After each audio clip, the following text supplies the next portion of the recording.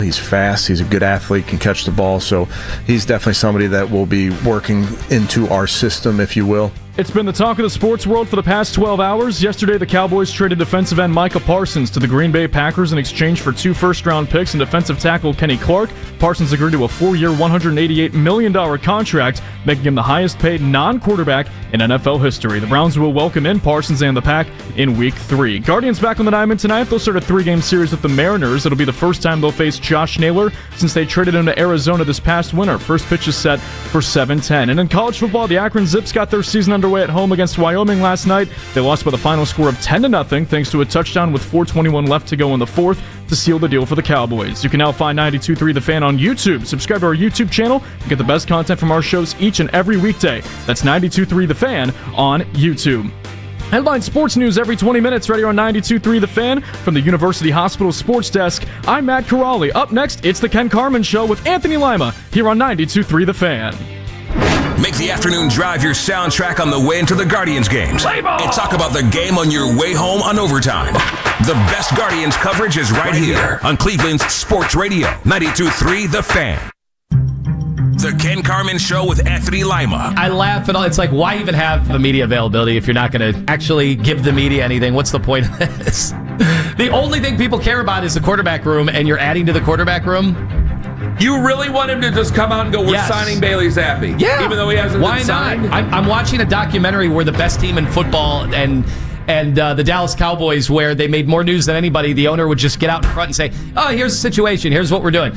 Yeah, I'm probably going to remove. Right. And who thinks Jerry Jones does it right? I don't know. They were doing it right when they had a dynasty. When they had Jimmy Johnson. Can you give me one of those dynasties where 30 years ago. The trade-off is we'll share some information about the fourth quarterback, but in return we give you a dynasty. That's like me saying the Browns were doing it right with Paul Brown. I think everybody would be okay with that was 50 years ago. I think we'd be relaxed and ready to go with it. No, I don't think that's... you don't think so. I can't believe we're bickering over Bailey Zappi and whether or not Glenn Cook should have just came out and said that he was going to be signed. You're not going to sit there and tell people. We better seal the Bailey Zappi documents to make sure. This is Cleveland's Sports Radio, 92.3 The Fan. Hello. I'm surprised they didn't just keep it a secret. Why would they even tell us officially that we got Bailey Zappi yesterday? We're not starting with this again. I'm sorry. We're not starting with this again. Can we start with the fight 3 houses down with the delivery driver I just saw? Was that a real thing? I mean, I thought it was best of 3 falls at one point. Oh, I thought you were joking. Then the water delivery guy came, Mr. Fiji. Are you talking about Mr. Fuji? No, the water guy was Mr. Fiji. Mr. Fuji's been dead for years. According to Pony, he was having an affair with his neighbor back in the day when Pony was a kid. What ceremonial dust was he blowing into the face of the neighbor? Was there actually an altercation? No. Oh, okay. You startled me for a second. I thought you was joking around. Okay, so you ever have like an opinion and then like immediately you go, I wish I was never public with that. Every day. Okay, it happened yesterday with the not Myles Garrett trade, the Micah Parsons trade. We're live on YouTube, by the way. Go check out 92.3 The Fan on YouTube. We're live. I don't know if we have a moderator yet officially, so let it fly. We're still looking. So yesterday, the Micah Parsons trade happens. And it was one of them things where I checked. I was like, is this real? And it was real. I was like, wow, I can't believe they actually traded him. And I was trying to be logical about it. And it was like right before football practice. And I was like, well, you might as well put something out there. And I thought about it. And I said, and I didn't hear, I heard Nick and Jonathan after the fact. And I just thought, you know what? I like this trade for both sides. Green Bay, they're going to take a swing at it. Jordan Love, I think that his future is better than Dak Prescott's. I think he can be a better quarterback than Dak Prescott is. They've gone after wide receivers now. Green Bay has. They've kind of changed their model. They went after players in free agency. They're really going after it. This makes sense for them. For Dallas, they're a little bit further. I totally forgot about them trading for George Pickens, but that I will admit. But I thought, I was like, okay, they're kind of in hey, we ain't going to win it with them mode. We might as well start to build for the future a little bit. We've made this massive investment in Dak Prescott. Let's put some pieces aside. There, print it, ship it, go on. And I checked my phone after practice, and there was a couple people who disagreed. There wasn't that many people, but there was 3-4 people who disagreed. And I said, no. This is logical. I understand like the players that they're getting back are not Micah Parsons, but I think that this is a logical thing. And then I heard Jerry Jones's press conference. I sat there and I watched Jerry Jones's press conference, and one of the things that stuck out was that he spoke for about 10 minutes uninterrupted, which was interesting. But then he also talked about how the haul for Parsons has been on his mind this entire offseason. There was no question in our mind that Michael could bring us a lot of resources on a trade. That has been on my mind since we hired Brian. And I'm just going to give you this. Not only do we immediately get a player, but those draft picks could get us, I'm talking top Pro Bowl type players, They could get us as few as 3 or as many as 5 outstanding players. This trade has been going on in our minds and our strategies and being talked about. It's been going on all spring. It culminated today, and it came quick, but that's the way things go. And he called him Michael. Is that? I was trying to think if I just misheard him. No, he called him Michael. He's got these big veneers, and anybody at that age well, trying you to could speak. hear him whistling. Yeah, anybody that age tries to speak through their expensive veneers. It's hard for them to get the words He out. did call him Micah 48 times after that, and he talked about how he's thought about it since spring. The guy's another played 50. The guy's played for him for 4 years, and he called him Michael. And then he said all that stuff afterwards. I go, oh, my God.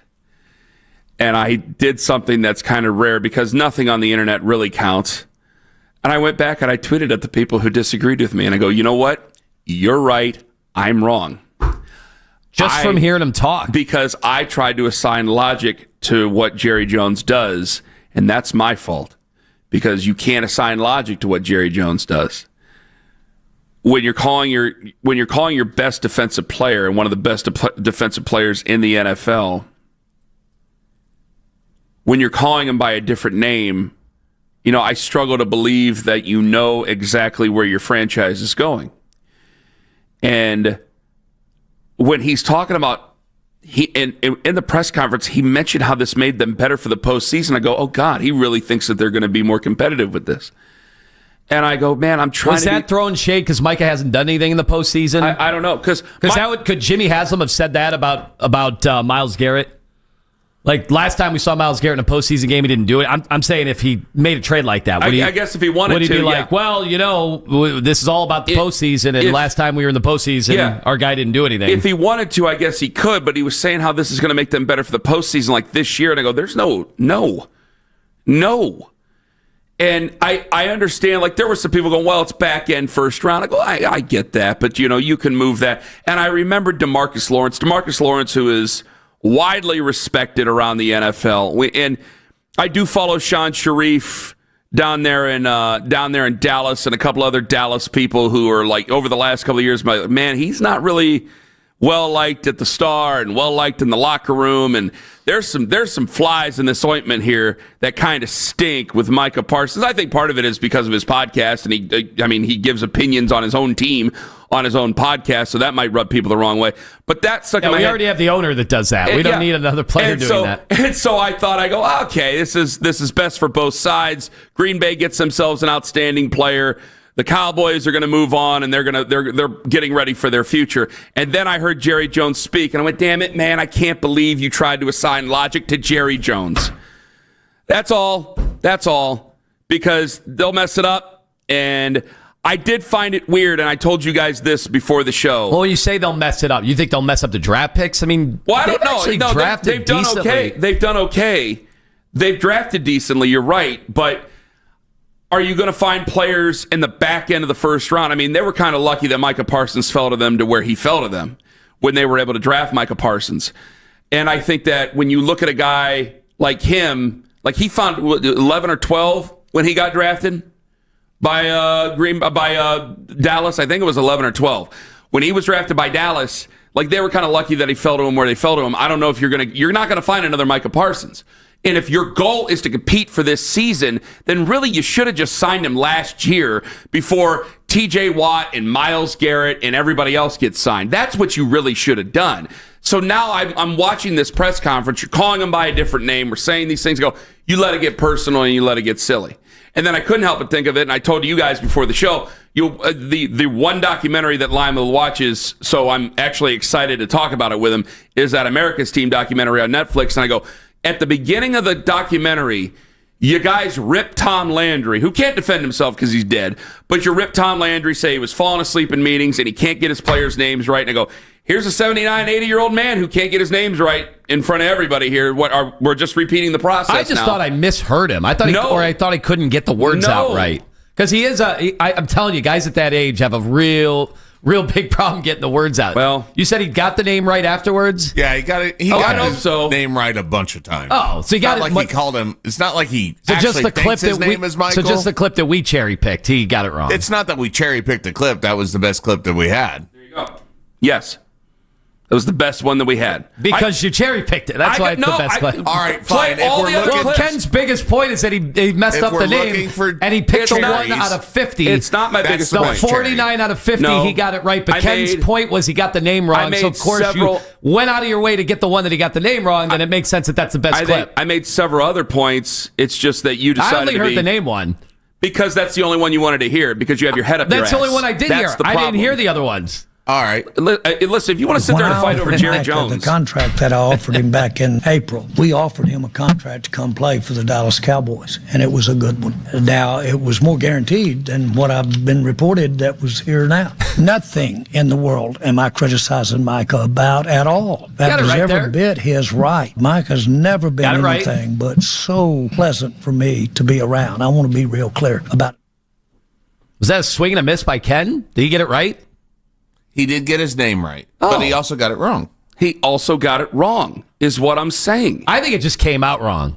Like, I think he has trouble pronouncing words. All right, if you want the big teeth, then go the big teeth and the big D. I think he has a problem getting the names out. Then you can go ahead and do your own thing. I'm not going to sit here and have a fight with you about how he said Michael. How does Myles Garrett feel today?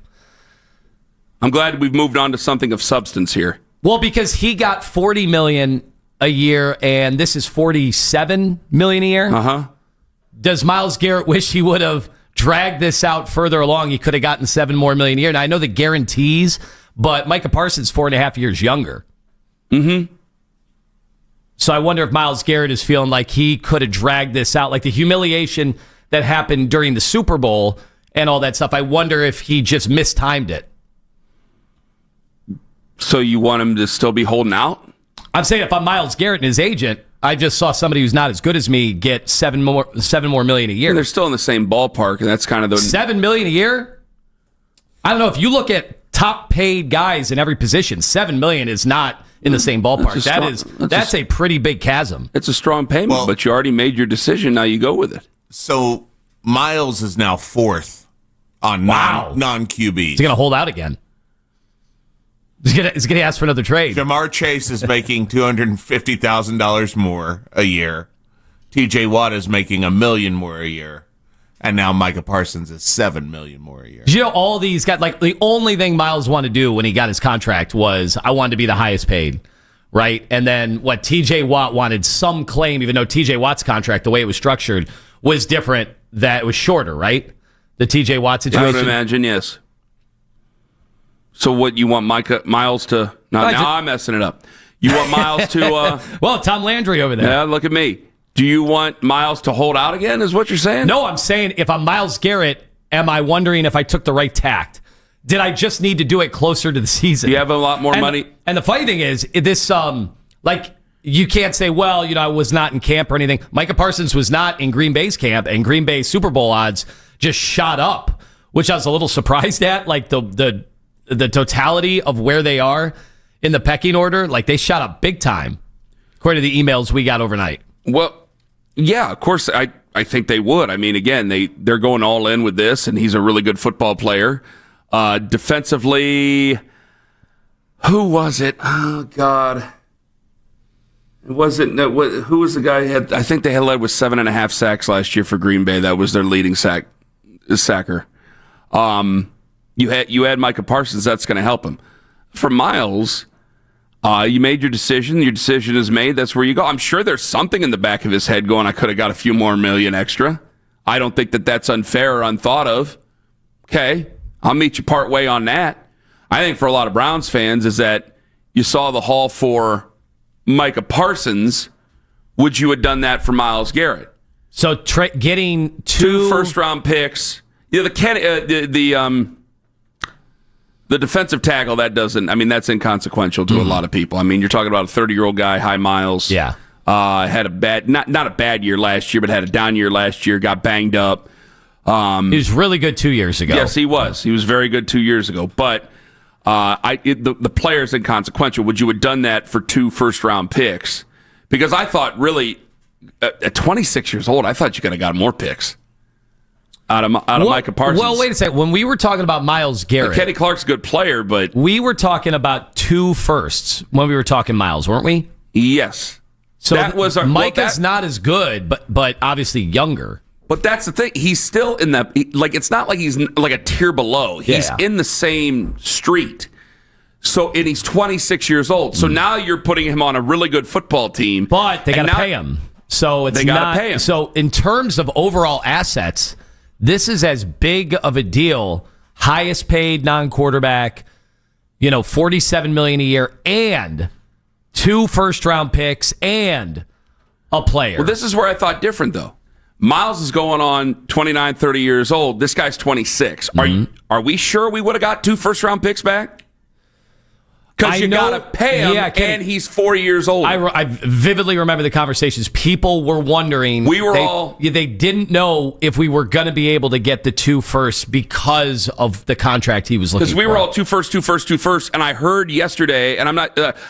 Jake asked the question. I wasn't ripping Jake at all, but the calls were, well, yeah, you got to trade him for 2 firsts. I'm going, I'm not sure we would have got 2 firsts. And of course, if you're looking at a guy who's going on 30 years old, would we have got 2 firsts? Just like this situation, any team that would have traded for Myles, remember the one team that kept coming up was Buffalo. Well, Buffalo, what are their draft picks every year with Josh Allen? Low. 25 or so later. It would have and been if they get Myles Garrett, it would have been the same scenario. So, hey, I'm down with the picks, but my issue with Jerry Jones is that you're talking about competing this year. You're competing for this year. He probably is just flat out lying to the fans because he's Jerry Jones and he's not lying, but he's embellishing because he's a salesman and that's what Jerry Jones does. So maybe he's just thinking that they compete because you can't publicly say we're going to go down and that's going to be it when you have a quarterback that you've paid so much money to. But I think for the Browns, I think that this is going, whoa, I understand that we all believe, because we're in Cleveland, that Myles is so much better than Micah Parsons. He's not so much better than Micah Parsons. And Parsons is 4 years younger. So I don't know if we're getting 2 first-round picks. 216-474-0092. Knowing what you know now, you see the Micah Parsons trade. Do you rethink where we were at in the springtime for Myles Garrett? Would you have been more likely to squeeze the trigger on a trade? 216-474-0092. Ken Carman, Tone Master General. We're live on YouTube right now, and of course, take us with you to work on the free Odyssey app. Anthony Lima, Ford.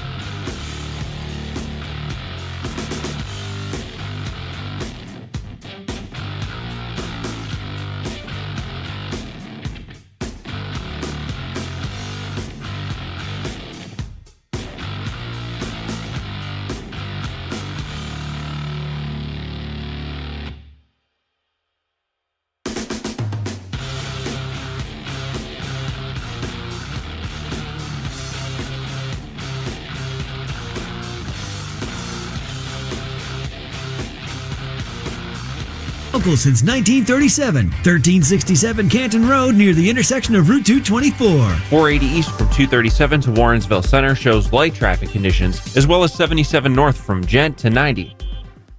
This is Joe Checkeye for 92.3 The Fan. Listen to 92.3 The Fan on the Odyssey, iHeartRadio, and TuneIn app.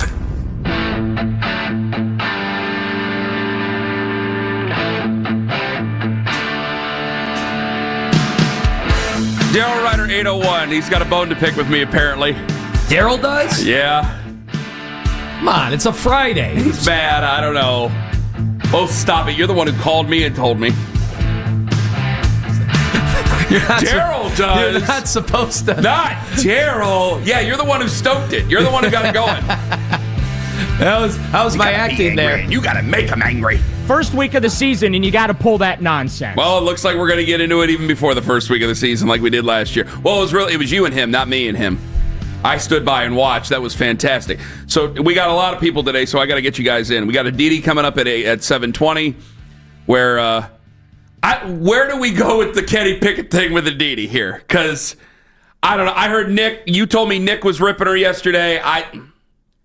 I ain't gonna rip her. I want to hear some of the stuff about Kenny Pickett there, but I mean, what's done is done, and I don't. Boy, I'm just confused again. If he's that good, then why the hell would you trade him? Why are you only getting a first round or fifth round pick for him, and why the hell are you trading him in the first place? I saw some people irritated yesterday, and there's always going to be a segment irritated with whatever you're talking about. But yesterday they were mad. We were talking about Kenny Pickett. They're like, "Move on. We got another guy." Well, first of all, it is kind of different. We're in a situation where we got a 40-year-old quarterback, and that quarterback was not very good last year. And I don't know how much. I mean, next week we'll be talking. We'll be talking about Joe Flacco versus Cincinnati Bengals defense. But it's hard. It's a little bit. We're in a weird situation trying to talk about somebody the age of Joe Flacco and expectations for a season where everybody around the NFL, except Danny Kanell, thinks we're going to be bad. I mean, almost everybody. Danny Kanell said we're going to win 9 games. No, I know. Oh, okay. Yeah, he's the only one. Like everybody thinks. We're having debates about whether we're going to win 5 games or 6 games. And so the Kenny Pickett stuff there were flames on that yesterday because we had somebody who covered the Browns throughout the preseason say, yeah, I've seen Shador. Kenny Pickett's better than Shador. And she wasn't asked about Dylan Gabriel. I guess we're going to have to ask her that one, right? How does she feel about Kenny Pickett versus Dylan Gabriel? I'm assuming she's going to say, yeah, Kenny Pickett's better than Dylan Gabriel. The team went and got him first. That's why it's relevant. And I know he's gone now. Yes, he's gone now, but, had he not have gotten injured, I think he's probably starting for us week 1. I do. Not the 40-year-old Joe Flacco. So would you have tried to trade Joe Flacco? I think that for the 40-year-old guy, what are you going to trade him for? Honestly, I don't know why they brought in Joe Flacco a month after they brought in Kenny Pickett. In case Kenny Pickett hurt his hamstring, I don't know. I wish I could tell you. You know where I stood on that, but it's a weird situation to try to apply any kind of logic because I think most people around the league were shaking their heads, going, "I don't know why they assembled the quarterback room the way they did." Well, hash it out again. It's just there's always going to be a segment like, "Why are you talking about this? Why are you talking about it?"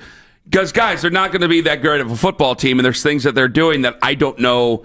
At least we don't think they're going to be that great of a football team. I hope they are. I don't know. I got hammered for taking the over, saying they're going to win 6 games. So, again, we're in Homerville. If you think of being a homer is winning 6 games, and my God, I can't imagine what you really think of the franchise. That's not homerism. To say 6 is unbelievably low still and probably would get most people fired coming off of 3-14, frankly. Either way, no, there's going to be a reaction to the reaction. When we hear Adidi and what she says on another station, there's going to be a reaction to that. It's the same way with Dylan Gabriel. I'm allowed to go back and think about things like when he had said what he had said in the preseason game against Philadelphia. The only thing that I had said is I wish he never had said anything at all. I wish he had never said anything at all because I don't think that he needed any of that heat, and I got a bunch of crap for it. I was going, why are you bringing this up still? Because I thought differently of it. It's a 4-hour show. And I'll sit here and talk about Carlos Santana until the cows come home. None of you guys want to do it. So who's it on? Allison Howard's going to join us coming up. She is the Cleveland WNBA franchise president. She's going to join us in studio later on today at 8:22. Nathan Zagura going to join us at 9:01. We'll get his whole thoughts on the quarterback situation and the Micah Parsons trade. So I'm not sure, before we get to these phones, I bet there's going to be a lot of people going, yeah, Ken, you say they're not going to be that good, and we're going to probably restart this thing. Do we really want to keep Miles? Should we have really kept Miles? And my thought was, I don't know if we're going to get 2 first-round picks for Myles Garrett. Because they're in the same. It's not that Myles is great, but Micah Parsons is really great too. So they're in the same little cul-de-sac there of great pass rushers. And if they're in the same cul-de-sac, one's 26, one's going on 30. Well, that means a great deal of compensation difference out of what you're going to get from somebody. Now, these are back-end first-round picks, and I think that's what Andrew Berry was thinking. Remember, Jacksonville's not expected to be too tremendously good, or you're gambling that they're not going to be too tremendously good. So you could be looking at 2 top 10 picks going into next year. Well, who you trade Myles Garrett to? Anybody trading for Myles Garrett is either dumb or contender, or trying to do that, or really a contender. Like they're trying to hot shot it and think that they're a contender, or they actually are a contender. And if they're a contender, you're talking picks 25 to 32, somewhere in there about how they fall. Well, how much is that really going to help you? Well, if your scouting department's good, it's going to help you greatly. But we don't know about our scouting department, or they don't, even though they all have confidence in themselves. But if you're 30 years old, not only do I have to give you the picks, I also have to pay the man. And if I pay the man, I have to take away some of the picks because he's not going to be as good for me as long as what Micah Parsons is expected to be for the Green Bay Packers. So I'm not sure you might get a 1 and a couple of 2s and a 1 and a couple of 2s and a 3, whatever. I don't know if you're getting 2 1s from Myles Garrett. At 30 years old, I'm not sure you were with having to pay him. You wonder like a team like Green Bay might have been in the market for a Myles Garrett. But I think that they're more happier going, okay, we're going to give this guy $47 million a year, and he's 26, not going on 30. That's interesting. Are they happier with Micah Parsons, 4+ years younger today, and that contract though? 4 years of 4 years younger. I think that's worth another first-round pick. Although, even though it does not look like Myles Garrett, I have no reason to believe Myles Garrett won't be incredible.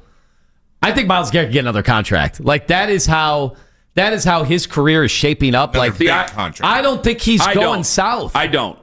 Boy, I think it's unrealistic to ask him anything over 33 years old. So I'm looking at the next 4 seasons. So then should they trade? If you don't think he's going to be able to get another contract, do you think they should have traded him then? Well, I don't know if I would. I don't think I would. I'll tell you right now, I wouldn't have traded him because I don't want to be known as the general manager who traded 3 first-round picks away for Deshaun Watson and then traded away Myles Garrett on this football team.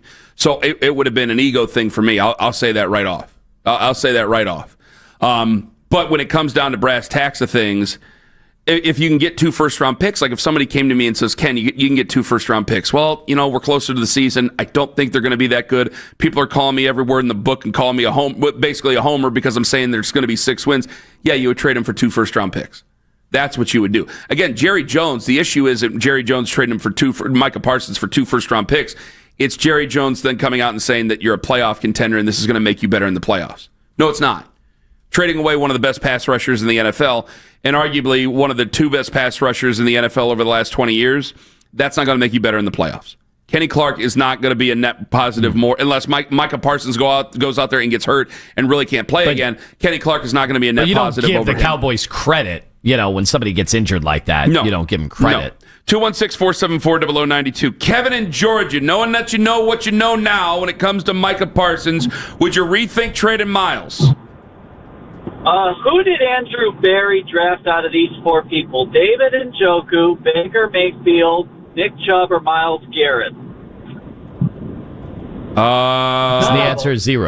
None of them. None of them. What is Andrew Berry's best draft pick? I have no idea. JOK? To give him more shots is absolutely taking a leak right down your leg. He has absolutely no ability. How he still has a job, talk about wasting a generational talent. You might as well keep Myles Garrett. At least you know what you got. So you're saying if you were Jimmy Haslam, you would have stepped in and said absolutely not?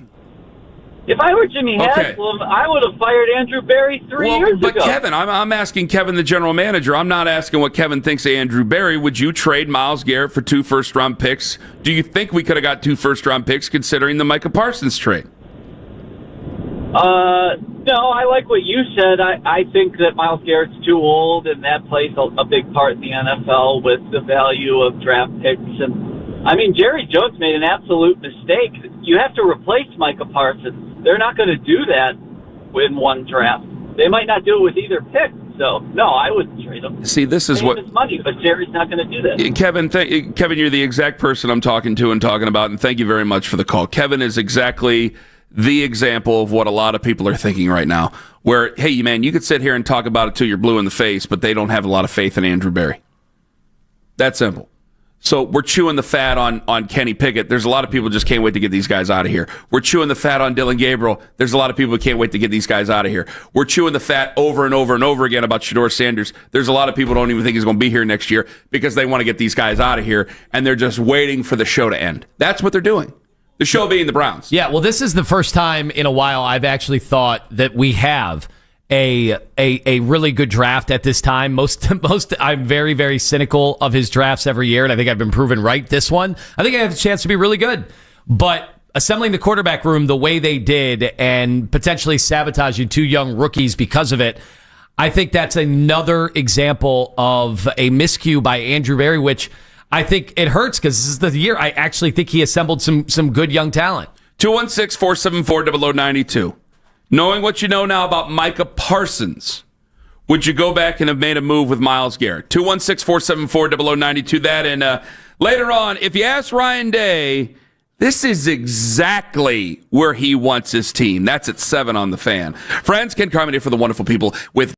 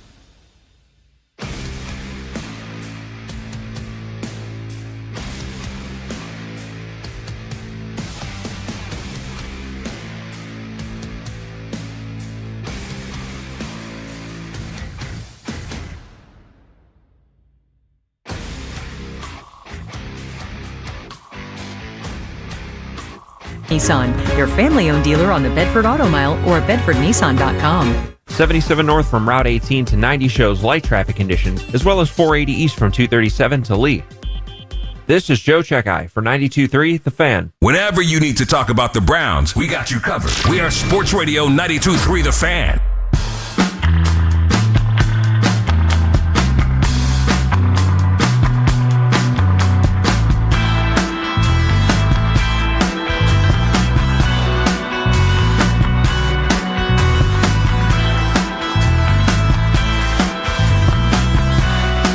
Adidi coming up at 7:20 this morning.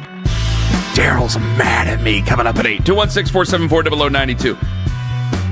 I'm not trying to do a cop-out here. I thought you would come after me strongly for that with Miles. Because, listen, I'm a fan. I wouldn't want to trade Miles as a fan. But look at our situation we're in. I mean, could you imagine 3 first-round picks next year? And then 2 first-round picks the year after? Now, you could have like the previous caller, Kevin in Georgia, you could have no faith in Andrew Berry. Yeah, just more chances for him to mess it up. Okay, fine, fair enough.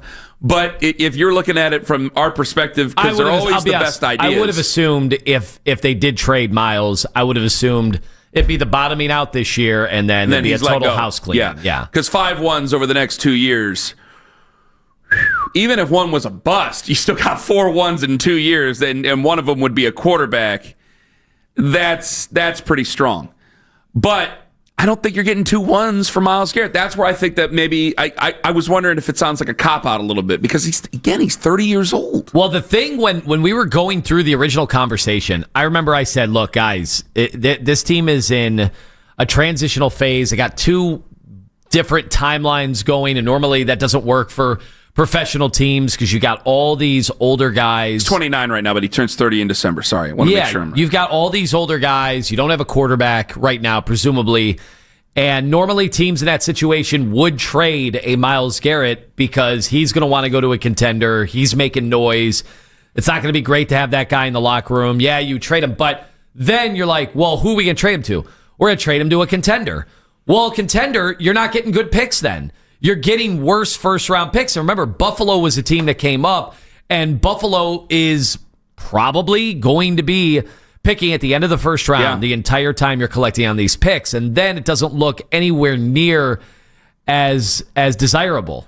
Well, so many people talked about Buffalo. Was Green Bay was never in the conversation? Was Green Bay ever in the conversation? Because, I mean, maybe not at that time. Because when did Myles get signed? He got signed before the draft. Mm-hmm. Okay, so Green Bay wasn't necessarily known as big. I know that they spent a little bit of money in free agency. Like Green Bay's always been like, listen, we're going to do this in a classic sense. We're going to be very conservative in free agency. They hadn't taken a wide receiver in the first round in like 40 years or something crazy. And they went out, they got a wide receiver. They went out and spent in free agency. There was writing on the wall. I think Daniel Jeremiah was talking about it yesterday where he ended up at the same hotel some way, somehow, as Jordan Love at his wedding and saw David Mulligetta there, and he's the agent of putting 2 and 2 together. Yeah, and so he's like, oh my God, maybe this was put together. The wheel started turning at a wedding here. What were you going to say? The next team odds for Myles Garrett when all this stuff perked up, it was Eagles, Commanders, Lions, Bills, Bears, in that order. So Packers. Packers weren't even in that group. So again, I don't know if you're going to get. You're not going to trade anything now. Like the trade conversation's done. Now you've made your bet and you lay in it, and you hope that Myles Garrett puts out another tremendous season because that's what the money's for. I know that they put a captaincy on him. It meant something in high school. It means nothing in the pros. The only reason, I think Keith sent it to us this morning. Like we didn't have it written down. I'll tell you this right now. Keith sent it to us this morning, trying to stoke a fire. I don't care about. With Deshaun Watson, when he got captain, it's like, well, because I didn't have a lot of faith that he was going to be very good. And there was also that he got the captaincy, and they took it off of Nick Chubb, of all people. I don't think they're taking it off of anybody with Myles Garrett. And I just assume Myles Garrett's going to go out there and get 14 to 16 sacks and get us off the field on third down and do a lot of things for this defense. I have no qualms with the money, because I think that he's going to turn in at least 3 more really, really, really good years for this football team unless something physically goes terrible with him. I don't have any questions about that. So keeping the player is fantastic. But from a return, Again, he turns 30 in December. If you're turning 30 in December, I don't think I'm giving you 2 first-round picks. I got to pay the guy, and the contract that I pay the guy with is going to be probably an albatross around my neck if he ends up getting hurt. So I'm stuck with him. You're not getting 2 first-round picks from Myles Garrett. We could talk a first and a second and all the other stuff, but I'm not giving you 2 ones. What do you think overall, Kenny, that this happened right before the season started? Because everybody else just came back to their team, right? All the guys that we're talking about, holdouts, Trey Hendrickson, just that deal gets done. Like all these distractions, and that's why everybody, and this is no shade to Mueller over there in Pittsburgh, who we have on, inside or around the AFC North. He's like, guys, the Micah thing is going to get done. It was like one of the tweets that popped up on my For You page. How could you assume it wasn't going to get done? I thought it would too. I did not think they were actually going to trade him. What 2 years or last year they got it done with Dak the night before the season had started. Trey Hendrickson had been signed. That thing looked like that was going to go to a stalemate. The other moves that were made, I know the Cam Hayward situation's kind of weird over there in Pittsburgh, but all this stuff was done. And so I really thought that either A, they would sign the contract with Dallas, or B, that you would just go into the season and you wouldn't have Micah Parsons, and it would be a lot like the Chris Jones scenario, where maybe they would go out there, lose in week 1, and then, all right, we need Micah Parsons, let's make this happen here. Like, one of those things were going to happen. I thought it might turn into something like that. I did not think they were going to trade him. And I put too much logic. I thought I put too much logic in when they traded him, going, all right, DeMarcus Lawrence, really respected guy. Hearing what Sean Sharif has reported down there for the last couple of years, where it's not necessarily great in the locker room with Micah Parsons, not necessarily the classic Cowboy. And then I thought, man, he's going to Green Bay. I've never been to Green Bay. I've been to State College, Pennsylvania a handful of times. I imagine Green Bay's a lot like State College, Pennsylvania. So I'm like, man, he'd probably be pretty comfortable there, pretty happy there. He could do his thing, go up to Green Bay, have fun, good luck to you. You're a guy from a Mid-Eastern state. You'll play in the Midwest. You're probably happy there anyway. So I thought it made sense. And then I heard what Jerry Jones said, and I immediately felt sick about my own opinion, because I thought it was a silly thing for Jerry Jones to sit there and filibuster for 10 minutes about. Do you think part of it is Jerry Jones, while this documentary is going on, that's another day that I mentioned the documentary, that's 15 straight days. It's great. I'm glad you do. I want you to watch more documentaries. Do you think... Let's get Greg Gardens in you. Do you think that he's watching the Herschel Walker trade, and this is not the Herschel Walker trade, but do you mentioned the Herschel Walker trade? I know. That's what's so funny about it yesterday. Do you think he's like, everyone in the country in his mind is watching this damn documentary, and he's like, yes, you know what, Micah? Yes, I can trade any of you at any time. Yes. I'm the boss. I'm the owner. Yes. I'm the most influential guy in the league. Especially when you look at the documentary and the one down part, the first down part of it was Emmitt Smith held out, right? And they started the season without Emmitt Smith. It's the same deal. When did they do the sit down for the documentary? Probably in the spring. Yeah, I would imagine maybe a little earlier. So they do the sit down. We've been talking about Micah Parsons with a contract for at least a calendar year now, it seems, if not even earlier than that. So he does this sit down, and I'm sure he's sitting there thinking, hey, man, even though Micah Parsons is probably a first ballot Hall of Famer, but he's probably sitting there thinking, man, Emmett, leading rusher of all time on my football team, change this. Is he as good as Emmett? Is he as good as Michael? Is he as good as Troy? Well, none of them are going to be as good as that, because you won Super Bowls with those guys, even though they weren't even your guys for the most part. You won Super Bowls with those guys. It probably got stuck in his head, and he was probably willing to make that deal. It was plus all the other crap that was said. It was 93. I couldn't remember the running back, Derek Lassick, who's out of Alabama. Yes. And he only had the 1 year, played in 10 games. That was his career, 3.6 yards per carry. And how many fumbles? He probably had more fumbles than yards per carry. They showed between the fumbles they showed of him and him not catching the ball in the backfield. I swear to God, Troy Aikman, if you only watch this documentary, you would think Troy Aikman is one of the bottom 5 quarterbacks in NFL history. They only show Troy Aikman sailing balls, interceptions, and chewing guys out on the sideline. I didn't like the part in it. I got to Ryan Leaf there. I got to it finally where he says like he didn't remember the NFC Championship game, and there was like no Bernie. Right? You guys remember? Yeah, how did they not? They picked and chose what they were going to do when it came to some of the background games. Yeah, because Nick at the TV station was like, wait until you see that. And I go, I cannot. No Bernie. No Bernie. No Bernie. Yeah, they mentioned Berline. They didn't mention Walsh. They didn't mention Steve Walsh because they had Berline in there too. They really made it seem like they thought Troy Aikman was a total afterthought. Like they could have won with anybody outside of Troy Aikman. Either way. So you wouldn't have made this trade? Or you don't think we would have got 2 first-round picks for Miles? I actually think we would have. I just wouldn't. Then you would have made the trade. If it were Buffalo, I wouldn't have liked those picks, and that's the team you're trading with, right? Most likely, I guess if you're saying, well, if Green Bay were willing to do this. Out of those teams that you listed earlier, like Chicago's the only one that you feel maybe. Boy, no, if it were Chicago, that would have been a tough one to not go with because you're betting, much like people would bet against the Browns in any trade like that, you would be betting against Chicago, against Caleb Williams, against them being able to figure things out. Because it was the Commanders, the Lions, the Bills. Listen. And Philly. Philly, yeah. I'll say it. I'll be the bad guy. You think here. they're playoff teams for you? I'm not trading with Philly. I don't believe they would have been able to get 2 first-round picks considering this deal for Miles, considering the Micah Parsons deal. For what I've said, 4 years older, you got to pay him. But I have to be the bad guy here and say, if I was guaranteed the 2 first-round picks, I'm not in concrete. So if they win the Super Bowl, I don't have to stay there at number 32. I can move up if they finish if they finish with the 25th pick. I don't have to stay there at 25. And also, what are we complaining about? We are complaining about a team that earlier this week I was shaking because I don't know what their identity is. You would at least have a clear identity of what we're going to turn this team into. The opinion of the 2025 Cleveland Browns would be the bleeps. There would be nobody who has any faith in this team. Even the excitement of Shador being here would not have been enough. That's true. And it would have been back to the doldrums of 16 and 17. And I think that history, if we're talking about Jerry Jones from the Emmitt Smith history, I think that history plays into this with holding on to Miles and paying Miles. So I have to be brutally honest with everybody. If it were 2 first-round picks for Miles, I think I'd have to make that deal because I'm not the general manager getting fired. And it would have provided clear-cut clarity on what the future of this franchise is. Because Miles is probably going to go out there and have 15 or 16 sacks, and I got a bunch of people calling me an idiot because I think they can win 6 games this year. That is not good business for your future. 216-474-0092. Adidi Kinkabala, 721.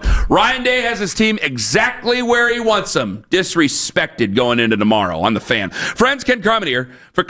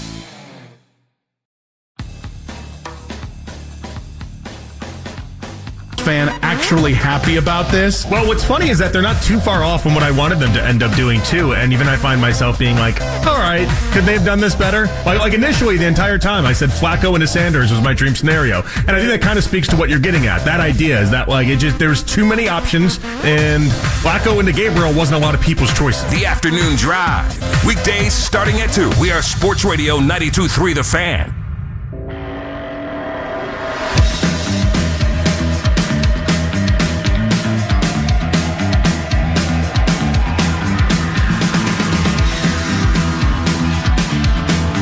Minutes away, Adidi Kinkabala going to join us on the show. Did we just give away our best QB? Do you even give a damn? I saw. By the way, we do read occasionally because the chats populate so fast because you guys are animals in there on YouTube. Yes, get on YouTube. 92.3 The Fan on YouTube. Chat away. I had a just kind of a passing comment. I didn't even really think much about it about Joe Flacco, and someone's like, Joe Flacco was fine last year. He wasn't bad. And I'm not going to lie to you and act like I was dissecting the Colts games when he played. Just kind of saw, obviously, he lost his job. We understand why he lost his job. A guy at his age, you're not going to be the starting quarterback for long anywhere. But was he okay last year? I want to make sure that I'm not misrepresenting his season last year. I know that Mike, I keep saying Mike Sando. Somebody had a quarterback list and had him 31st of all the starters. Because it was fits and starts. It was fits. He played poorly enough at times that they could put in Anthony Richardson and say, let's take a look at our future. And the future wasn't very bright, by the way. So, it was. There were problems there, but if I could say anything, I do believe that this isn't saying much because I don't think much of Shane Steichen as a head coach. I think he gets caught calling plays to him. I think he helped us beat them a couple of years ago in Indianapolis because I don't think he was managing a football game. I don't think he was seeing the entire scope of things. And I don't pay that close of attention to the Colts, to be frank with you.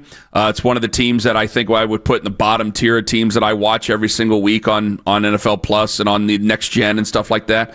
But I think that I would have much more faith in Kevin Stefanski than I would Shane Steichen with Joe Flacco or really any quarterback for that matter. But I don't mean to be mean-spirited toward Shane Steichen, but so far I just don't think he's learned lessons in the first couple of years as being the head coach of the Colts. So maybe we'll get a little bit better of a Joe Flacco, but I do think that, again, all three of these QBs that are currently on this roster will play. And let me say this, and I said this again yesterday. If Bailey Zappi, of all people, ends up playing for Shedeur Sanders, I'm going to take my bottom lip and pull it up over my head, and that's just going to be the end of it. Could you imagine? There's no way. There's no way. Because at that point, there's absolutely no way. It's the first time I would hide from the mic because I've been saying this whole time they wouldn't sabotage him, they wouldn't do what's wrong by him, and by that time I'm going, if Shedeur is playing, if he's the third team quarterback, then the season's off the rails anyway. Why wouldn't you just play him? Bailey Zappi cannot play unless. And honestly, it would have to unless be the you opener, would have the opening game. Yes, thank you. It would have to go three that injuries. way, where it's like way too soon for this to happen. Then Bailey Zappi could play. That's the only caveat to it. If we're at week 12 and I see Bailey Zappi over Shedeur Sanders, I'm going to have an aneurysm right here live on the air. It's going to happen. So Adidi is going to join us at 7:20 this morning. I wanted to get to this. Ryan Day. I think he's got Texas right where he wants them. Here's Ryan on having number one Texas in week 1. I think it's great for college football playing a game like this opening weekend. And we're excited to play these guys. It's rare that you would, kind of play someone like this towards the end of the season and start the regular season with them. And I think it's going to give us a great barometer coming out of the first game. But for us, as we've talked about before, the preparation starts really early because you got to be on point and we got to play a clean game. That's very, very important. It's an exciting time of year because now we get on the field and figure out where we're at, figure out where the guys are at and go from there. That's Ryan Day. I totally agree. I think that this is a little bit of a point to it that he didn't make there. I think that Ohio State, I think you can feel a little disrespected. Ooh. You're the national champion. Ohio State gets to play the disrespect card. Think about this. If you're an Ohio State fan, they're sticking you at noon. They've clearly taken that as a disrespect. And I tried to talk about the business of it and like, guys, it ain't going to change. Ross Bjork secretly does not care about your feelings. He's not going to make that known because he wants to be a good guy and, it's all about the show. He doesn't care about your feelings. This is going to change. You might as well embrace it. And I got killed for it because, I don't think you should have to play every single game at noon. I think it is ridiculous, but that's the business of it. You're stuck at noon. You wouldn't move it. Texas wouldn't agree to moving it later. Right. At least that's what we're under the impression of. All the conversation is about Texas. All the conversation is about you're right. Arch Manning. All the conversation is about them finally being anointed back to where they're supposed to be. All the conversation is about Steve Sarkisian and how great of an offensive mind he is. And he is. And those things are true. Yeah. But, man, you're Ohio State going, I'm sorry, who won the national championship last year? Who ran through these football teams last year? And Texas was the only one that gave them a scare. But of the 4 teams that they played, 3 of them were boat raced by Ohio State. I'm sorry, who still has Jeremiah Smith? Who can win a football game with Jeremiah Smith catching just 1 or 2 passes because our wide receiver room's so damn deep? Who's the one that has the up-and-coming offensive coordinator? Who's the one that's playing in front of 105,000 of their own fans? So I think that you could, if you were Ohio State, usually this is so manufactured, you have to try your hardest to feel disrespected. And you have to brainwash yourself to it. I think there's a lot of things that are just naturally there. It's funny. Jeremiah Smith's about the only one I hear getting talked about, which is weird to not hear the Ohio State quarterback, especially, post Jim Tressel. It's been every year Ohio State's had a quarterback that has been good enough to compete, for a national championship. And nobody is talking about the guy that was a Nick Saban recruit that only is at Ohio State because Nick Saban retired, and somebody that got in early and had spring ball, and then he retires, and next thing you know, he's in Columbus. And you would think a guy of that stature would be blockbuster, right? I mean, he was a big-time recruit. Nothing. You don't hear about him because he's playing again. Only one other team would have had this kind of talk, and it would have been, Bryce Underwood in Michigan because of what a big-time guy that is. And usually an Ohio State quarterback, because of where your brand is and how if you're either loved or hated. I know, don't even start it with me. If you're either loved or hated, if you're Ohio State, usually the Ohio State quarterback would be the biggest story. The first start for an Ohio State quarterback would be the biggest story. You're not the biggest story in the Big Ten at quarterback. Bryce Underwood's the biggest story in the Big Ten at quarterback. And then you're not even the biggest story in your own game because you're going up against Arch Manning. I think it's the perfect setup coming off a national championship where I think it's harder than ever. I do not think you're going to repeat as national champions. I don't think that's putting my guts out there and saying anything. I think it's downright. I thought it was hard before in the previous setup. I think it's downright impossible now. And what's the big difference now with NIL and transfers? Playoff, the teams are different. There's attrition. You're not as deep. So I think the championship, the national championship, is out of sight for Ohio State right now. But I don't think there's any better of a situation you can be in to have Texas. There's no South Dakota State, no offense to them. There's no FCS opponent in front of them. There's no, you get FCS team, and then you get a MAC school, and then you have Tech. There's none of that in front of you. There's no chance to get fat on your own essence. It was national championship, spring ball, Texas is right there. You better be ready for Texas, or they're going to go out and they're going to embarrass you. So usually I would say that it's hard to beat a team twice in a calendar year. And I still stand by it. It's going to be tough to beat Texas because it's tough to beat Texas no matter what. But, man, it is all lining up for you that when you're going through changeover with the players you have, the weapons you have, offensively, defensively, there's no better way to keep yourself sharp with some of the best athletes in college football, the best football players in college football, than to take on a team like Texas. There is no chance to get fat on your own ego here. It's perfectly set up tomorrow for Ohio State. It's funny. The national guys that I have heard talking about this game, they all kind of handicap it as it's going to be a struggle offensively for both teams. But they are talking up Texas's defense big time. And they are, the one thing they're pointing out about Ohio State is, with the coordinator shakeup and, Matt Patricia kind of handling things, that they said this is the time to get Ohio State is right now, week 1, because by the end of the year, Ohio State's going to be humming. So I am curious to see that, because if everybody is saying this is going to be, a struggle offensively for both of these teams, what does that mean? Are they going to really be able to neutralize Jeremiah Smith? If Texas was, I don't mean to cut you off, but if Texas was bringing back a whole bunch on defense, I'd understand you. But I don't think they are. They got an awesome corner and a first-round linebacker, a first-round corner. They got some good football players out over there. But you also, if we're going to do this, we got the Caleb Downs argument we want to make. You're not bringing back as much as what you think you are in Texas. And the wide receiver situation, hey, you have Arch Manning there. He should be be able to, because he's as hyped as any quarterback's been over the last 20 years.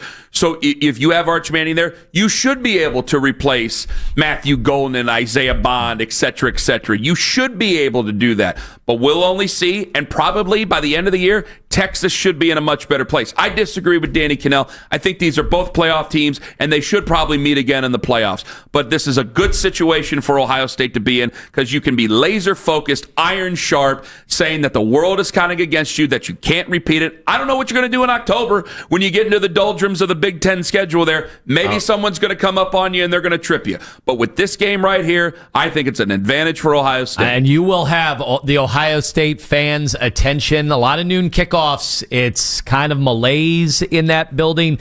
This will be like a night game. I really do believe this is going to be like a night game. So, Arch, let's see it. Let's see. I can't wait. Like, this is one of the rare times. I'm actually excited to see the other team and the other quarterback. They'll be angry. They'll be loud. They'll be ready to go. 216-474-0092. We'll get back to this coming up a little bit later on. Coming in hot at 9:43. Please keep your comments within the boundaries of good taste. In just over 5 minutes from now, we played some audio from Adidi Kinkabala at 93.7 The Fan in Pittsburgh. We'll come back with some of that. We'll bring in Adidi, CBS Sports, Browns Television Network. Did we just give away our best QB on this roster?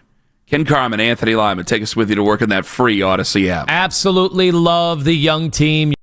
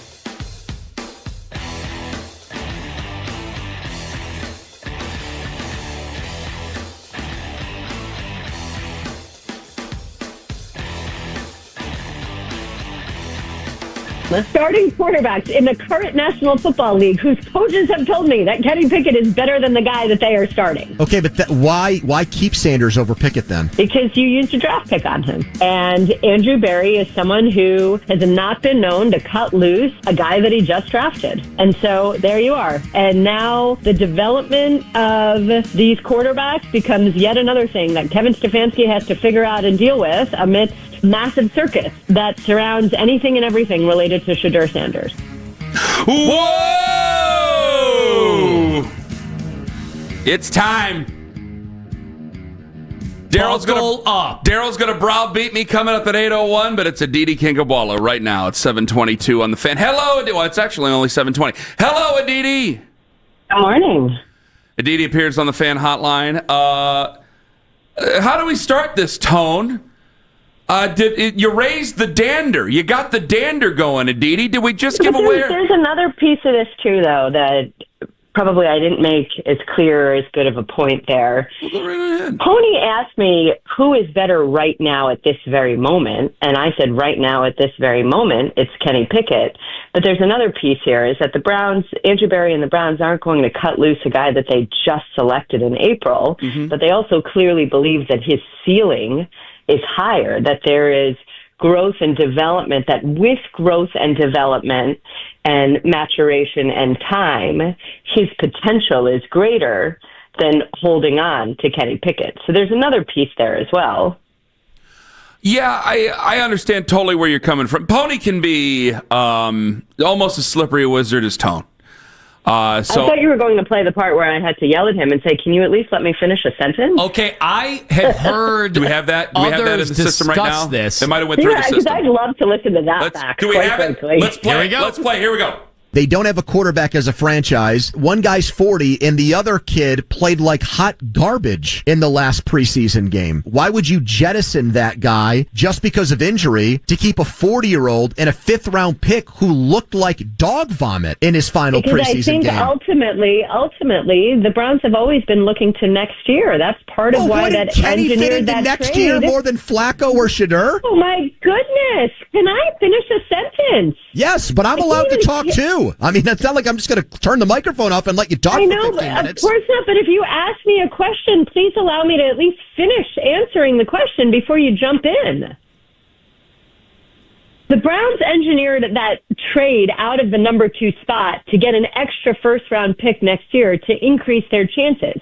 I totally agree with you, Adidi. He's a total ass. You don't have to say it. I'll say it. I said please several times, though. At least I said please a few times. Yeah, well, very cordial. Got a little high there, but you're not gonna go down in the mud with him. You went to an Ivy League school. You're better than that, and we thank you very much for it. Adidi Kinkabala joining us on the show. I mean, with the context, you're right. I think, but partly, Adidi, what I'm frustrated about is that, there's just this lack of clarity of what the goal is. And I think they've set themselves up there to try to thread a needle that's so small, because you're trying to win enough to stay around, but you're also getting ready for the future. And I also have these two quarterbacks where one has kind of been caught in the middle in the third round. The other one is his fan base, at least, is a force of nature that we've had to talk about him tenfold times more than any other fifth-round pick in the history of the NFL. And it's like, man, this is all before they even kick off against Cincinnati. There's just so much that we have to go through here, Adidi. I'm going, where are we going to be at this time next year getting ready for 2026? We got to get some clarity. Well, don't give up on this year by any means. I mean, this Browns defense is legitimate. The corner situation, there are still some questions there. I'm still feeling a little bit uneasy about the depth at corner and the slot corner position. But that defensive front, the depth, the talent, the way that Jim Schwartz could legitimately roll lines, I certainly haven't seen that in Cleveland since Jim Schwartz has been there. So that's exciting. Your two rookies that are starting on that defense, you should be as excited about them as you can be. I think the run game will be significantly improved. Everybody knows how much I like Joe Flacco and how great of a story that would be. And anyone who's watched him can still see that he absolutely throws a beautiful football. You know that he's seen everything that is there to see, his experience, his ability to manage everything in the huddle, to read coverages, to get in and out of good play calls, to use all the tools available to him. All of that you should feel good about. And he obviously takes great care of himself. You can sit here and say, okay, he hasn't started a full season since 2017. But you could also say, well, he hasn't started a full season since 2017, so there hasn't been that wear and tear on his body. And it's not like he's an Aaron Rodgers or a Russell Wilson, whoever used his legs as part of his game, so his age is suddenly diminishing a piece of his game. That's not part of it. So you hope that he stays healthy. You hope that he does the things that they expect him to do, the things that Kevin Stefanski keeps saying, hey, this wasn't a competition won by default. This is the person that I felt most comfortable moving forward with. I don't give up on this season at all. The Shedeur Sanders thing, guys, it's so hard. And I said this on the radio in Pittsburgh, too. He's a really, really likable young man. And I definitely myself, just from my position standing on the sideline, the way that he followed drives, his first game versus what he did his third game, the way that he was calling for the iPad the third game, the way that he was sitting and looking at what he had done.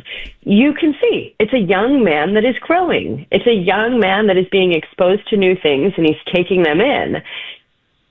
What accompanies him, I don't know how much that's his fault. I don't see him out there screaming at his fans to call anybody and everybody who says that he didn't play well certain names. I don't know that he's encouraging that. It's just part of what comes with it. Well, you are so right, Adidi, because so many people want to speak for Shedeur.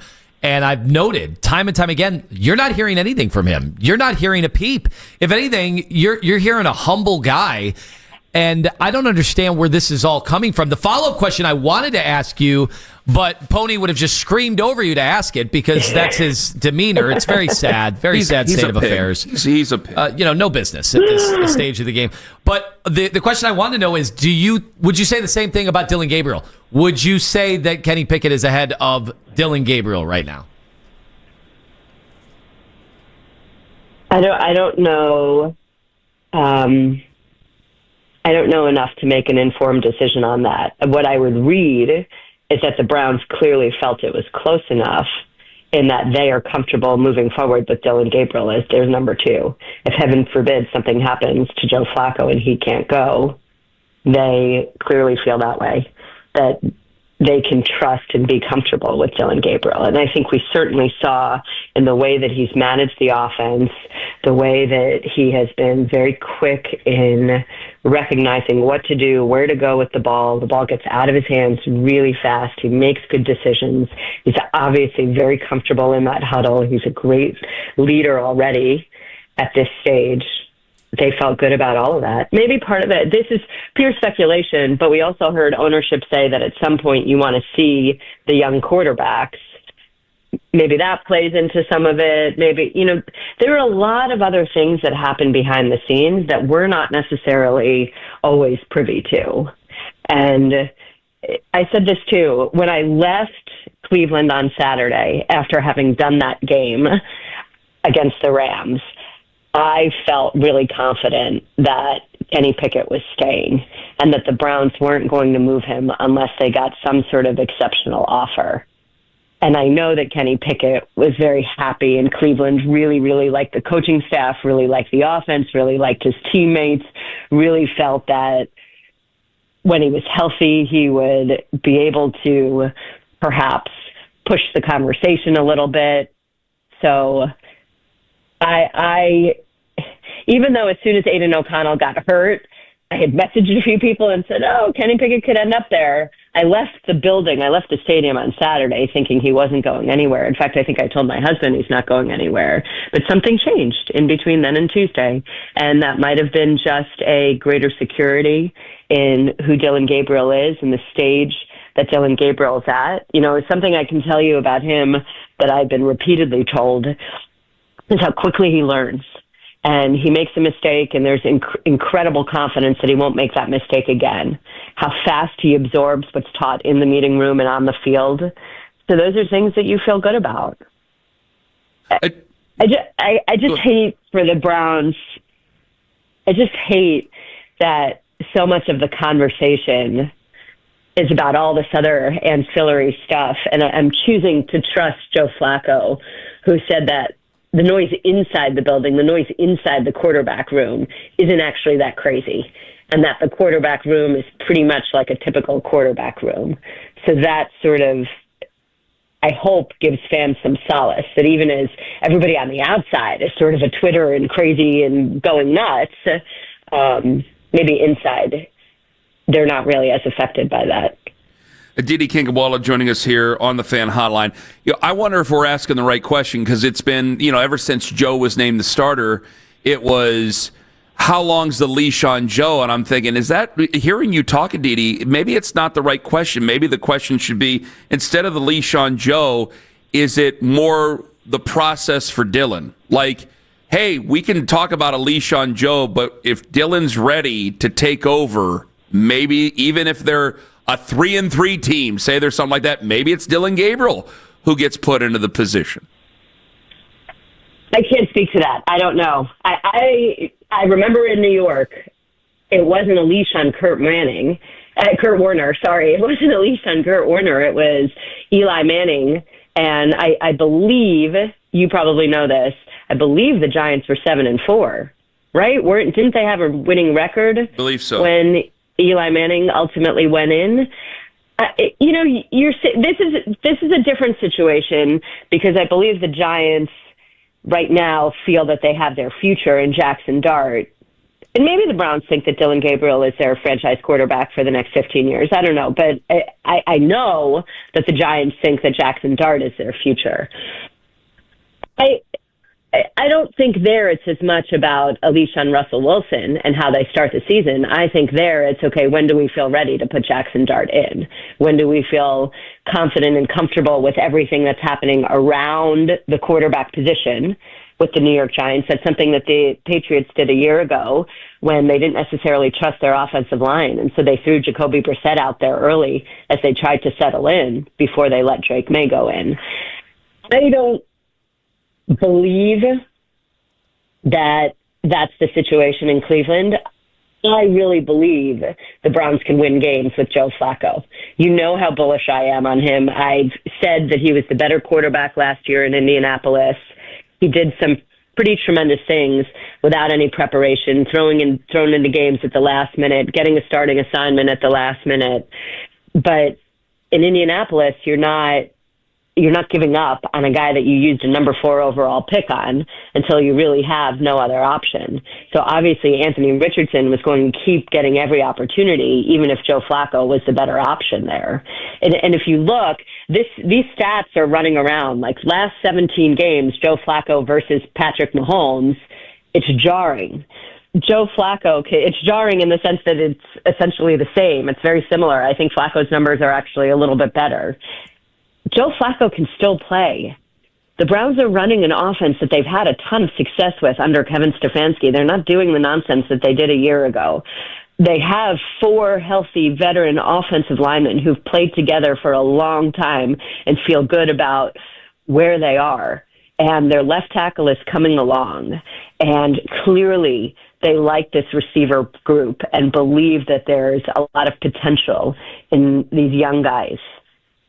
So I'm not sitting here saying, okay, everybody, let's prepare for the Super Bowl. But I've said it and I'll say it again. I don't think the Browns are going to be as bad as sort of the national conversation seems to think they will be.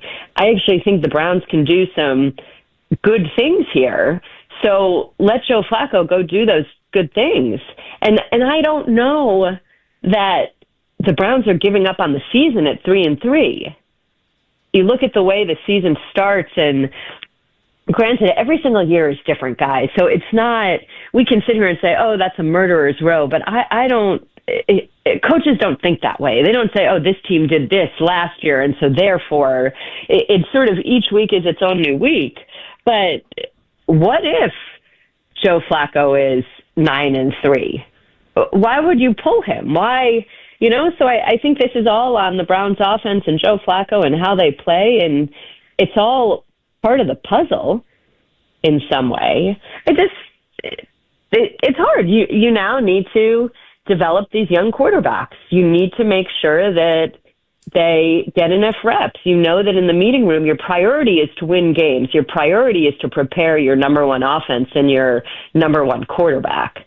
And that's on the field and in the meeting room. But simultaneously, you want to bring these young guys along so you get a really good handle on who they actually are and what their potential and their ceiling is.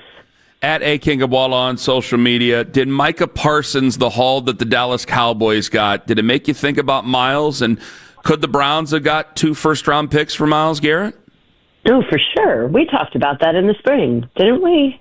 I'm sure we did. Of course they could have gotten for 2 first round. I think they could have gotten more for Miles than the Cowboys got for Micah, frankly. But obviously, go ahead. Well, were you surprised? Were you surprised? I was surprised they actually made the move. They've been through this a million times, and I figured they'd just sign him and everybody would move on and act happy. I heard Jerry Jones speak, and then I had a big pit in my stomach because I tried to apply logic to it before. But I look at Miles, and I think Miles and Micah are in the same. I said they're in the same cul-de-sac of pass rushers. I mean, these are 2 Defensive Player of the Year candidates every single year. But Micah is 4 years younger, and I thought, man, you got to pay him once you make that trade. And I go, would we have got 2 first-round picks for Myles Garrett? Because I think by the end of it, they're both first-ballot Hall of Famers, Adidi. So it's like, well, we're splitting hairs here, except for the fact that one is 4 years older. So I don't know if we're getting 2 first-round picks. I was told back in the spring when Miles first demanded, or winter, whatever we want to call it, demanded a trade. I spoke to multiple front office people who said, yes, he would be worth 2 first-round picks. And I remember having extended we don't ever get any input in this, but you can still have philosophical, rhetorical conversation with friends. I remember talking to a member of the Cleveland media, would you take the first-round picks and rebuild? And, look, Andrew Berry got himself an extra first-round pick at the draft just a few months later. So you get a guy that affects the game maybe better than any other defensive player in the National Football League, a guy that offenses feel on the field more than perhaps anybody else. Plus, you got yourself an extra first-round pick. Plus, you got yourself a really good player to play with Myles Garrett and Mason Graham. So we'll see how it all plays out. I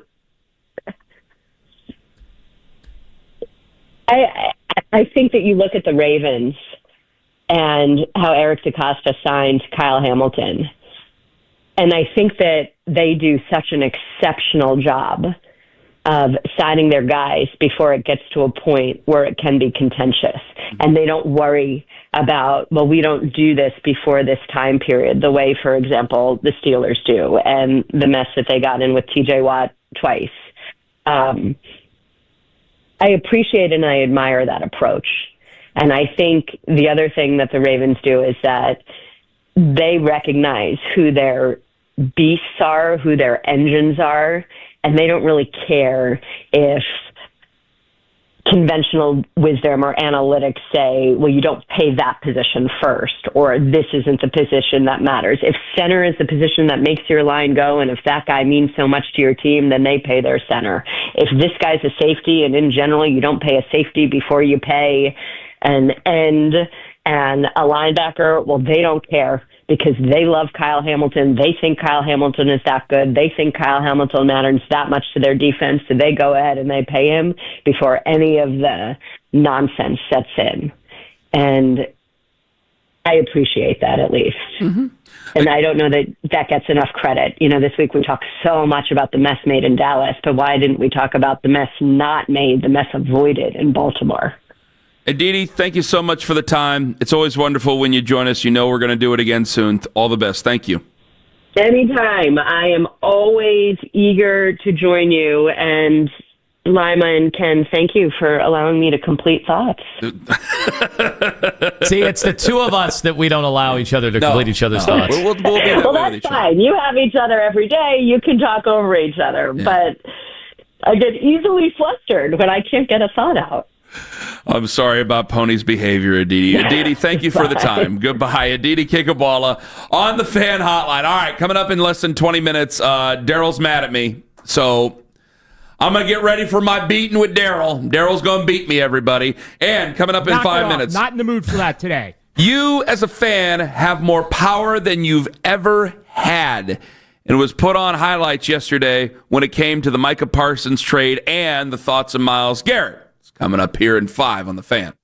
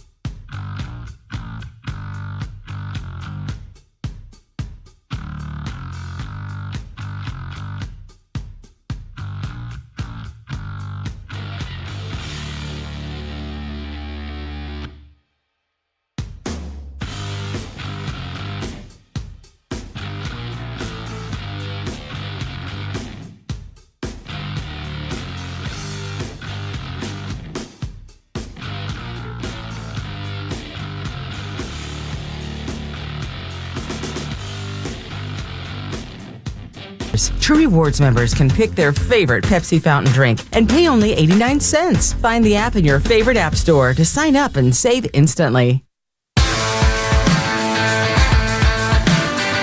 I was told back in the spring when Miles first demanded a trade, I spoke to multiple front office people who said yes, he would be worth 2 first-round picks. Look, Andrew Berry got himself an extra first-round pick at the draft just a few months later. So you get a guy that affects the game maybe better than any other defensive player in the National Football League, a guy that offenses feel more than perhaps anybody else. Plus, you got yourself an extra first-round pick. Plus, you got yourself a really good player to play with Myles Garrett and Mason Graham. We'll see how it all plays out.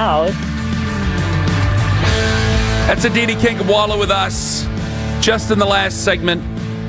See, I question. Now, she talked at the time that, yeah, you can get, and I do remember this, yeah, you can get 2 first-round picks. If you could get 2 first-round picks for Myles, I don't want to be a bad guy, man. I like Myles Garrett and I like the Browns, but you guys all call me, am I stupid to say that they can win 6 games? Because I got people saying you're being way over the top. They are not winning 6 games, Kenny. You're stupid. I told you when I texted a buddy just now who said Adidi got him fired up, and he thinks they could win 9 games now. Okay, well, if they can win 9 games, then holding on to Myles is then important, and then it's worth it. But if you're only going to win less than 6 games, if you guys are all calling me a homer, moron, idiot, and I'm just an emotional basket case, and I'm carrying water, and Kenny Haslam and all the other things that you guys call me on this sort of thing, then yeah, I guess then they really messed up the pooch, and they should have went ahead, and they should have traded him for 2 first-round picks. Yes, Owen, I'm sorry. I don't think that they're going to win 6 games unless one of the young guys is your quarterback of the future. Because at some point, just like last season, and I've brought it up multiple times, at some point they go, okay, the season's a failure. We need to find a new plan. And they had to start after the Denver game last year. They decided it's no longer worth winning. It's no longer worth trying to win, and that's how they became a 3-win team instead of a 6-win team. Because it does sound in a lot of ways like if we say that, it's like, well, they're Cleveland guys. It's like, no, they were not trying to win that last month of the season, which I think does contribute to some of the people's malaise when they go, what, you guys are sitting here wasting more time on a 5th-round pick. And it's like, well, he's not a normal 5th. And then we do the whole thing because they don't have a lot of trust in the front office. They do not have a lot of faith in this football team, and they're not going to have a lot of faith, frankly, unless they change their opinions this year or those guys are gone. So what if I take that back? There's one other way. It's if Jim Schwartz is the head coach the last month of the season.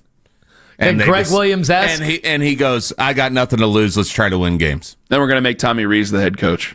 And we're going to repeat history. Yep. And Jim would have to have multiple M's at the end of his first name. He'd have to have at least 4. What the excitement level? I want to ask you real quick. The excitement level of this team, had they have just traded Myles Garrett, it would have been a malaise from day one, right? You're flatlined. Except, what if the trade-off was Shedeur Sanders starts week 1? Well, I don't know how long that would last, but what would that excitement level be like? Right now, I get the best of both worlds. But it would not be exciting.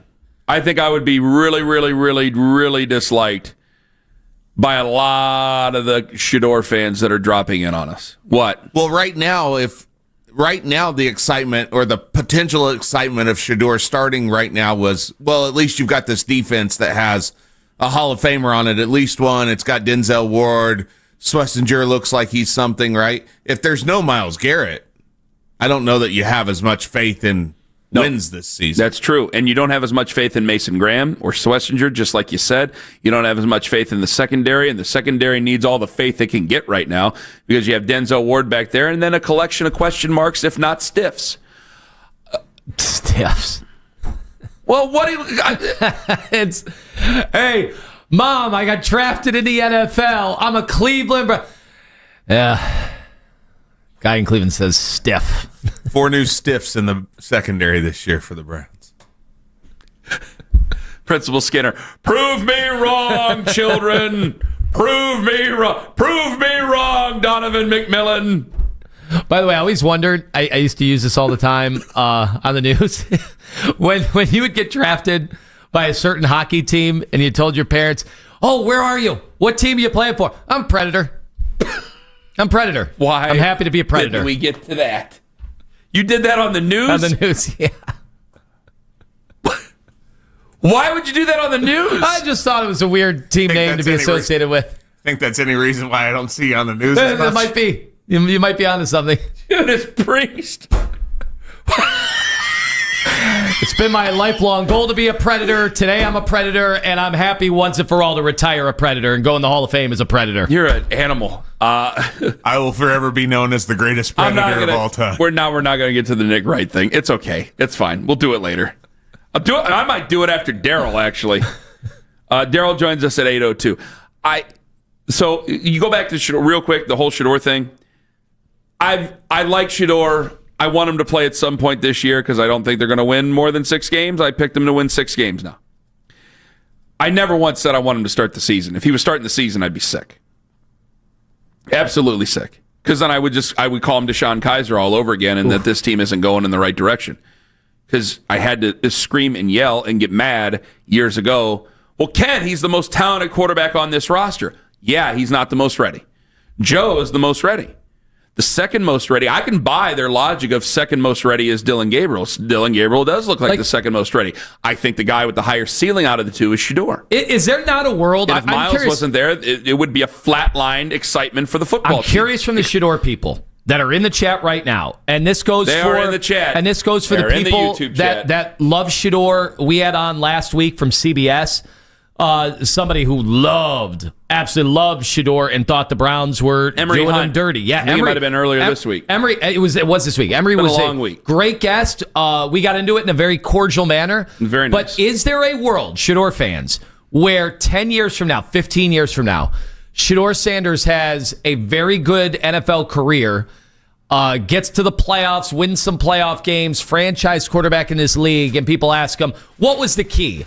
What was it about your ability as a fifth rounder to move up and eventually become a franchise quarterback? And he says, I needed that first year to watch. Peyton Manning. Patrick Mahomes said the same thing. But people are telling me there's no way that could work out. And I'm like, why can't that work out? Is there not a chance that maybe he is behind right now? Now, maybe everybody isn't lying to you. Maybe the Browns actually know for once in their lives. Because people are... Is there a chance? Because a lot, you see, we got to live in real life here. See, this is part of what... And I wanted to play this, but we are not going to have enough time. Like, Nick was going nuts yesterday on First Things First, which ended up looking goofy because they ended up making the trade with Micah Parsons and the Green Bay Packers and the Dallas Cowboys, and he was ranting and raving about that, saying that this is internet stuff, this isn't real, and then all of a sudden they make the trade. Because fans are more powerful than they ever have been. So when we have to talk about these things that 10 years ago would have been stupid and a waste of time, no, because people talk now more than they ever have. So we have to talk about these things. And yes, that plays into it. But there are people on the internet who all they want to do is win their argument, and they want to win it as soon as they possibly can. And that is not real life, and they do not understand that you're not putting him in a good situation. The quarterback that we saw on Saturday was not in a good situation, and it wasn't because he was sabotaged. It's because he's simply not ready to harness what he can do yet in the NFL and harness what he can do within this offense. And I'm hoping that a little bit of time just to breathe. Again, if Bailey Zappi plays over him, I'm going to lose my mind. We will all lose our minds. I will lose my mind. I will scream and yell and rant and rave, and furious anger will come out of me. There is no way on earth, on God's green earth, I can deal with a season where that guy starts over Shedeur Sanders. That said, Shedeur simply isn't ready just yet. And I want him to have a little bit of time to breathe before he's ready. Because, yeah, Dylan is more ready with the offense than Shedeur. That ain't a knock on anybody. But Joe's better than more ready than all of them, and Joe should be the one starting the season. And Daryl Ryder should be the one yelling at me in 5 on the Fan. Anthony Live before Diamonds.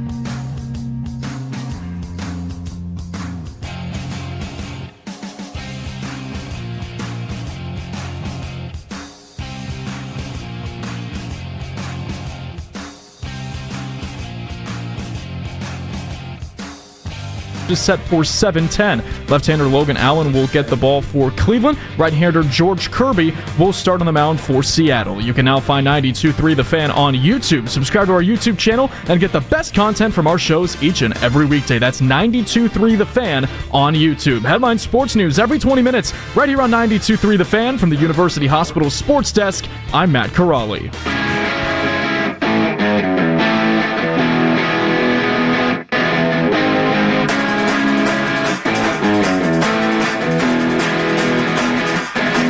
Well, apparently I'm getting a beating now. Here it comes. Daryl Ryder is brought to you by Shivan Jewelers, Cleveland's premier jewelry store. Daryl, you're mad at me. No, but I am anxious to have you tell me how the world works. All right.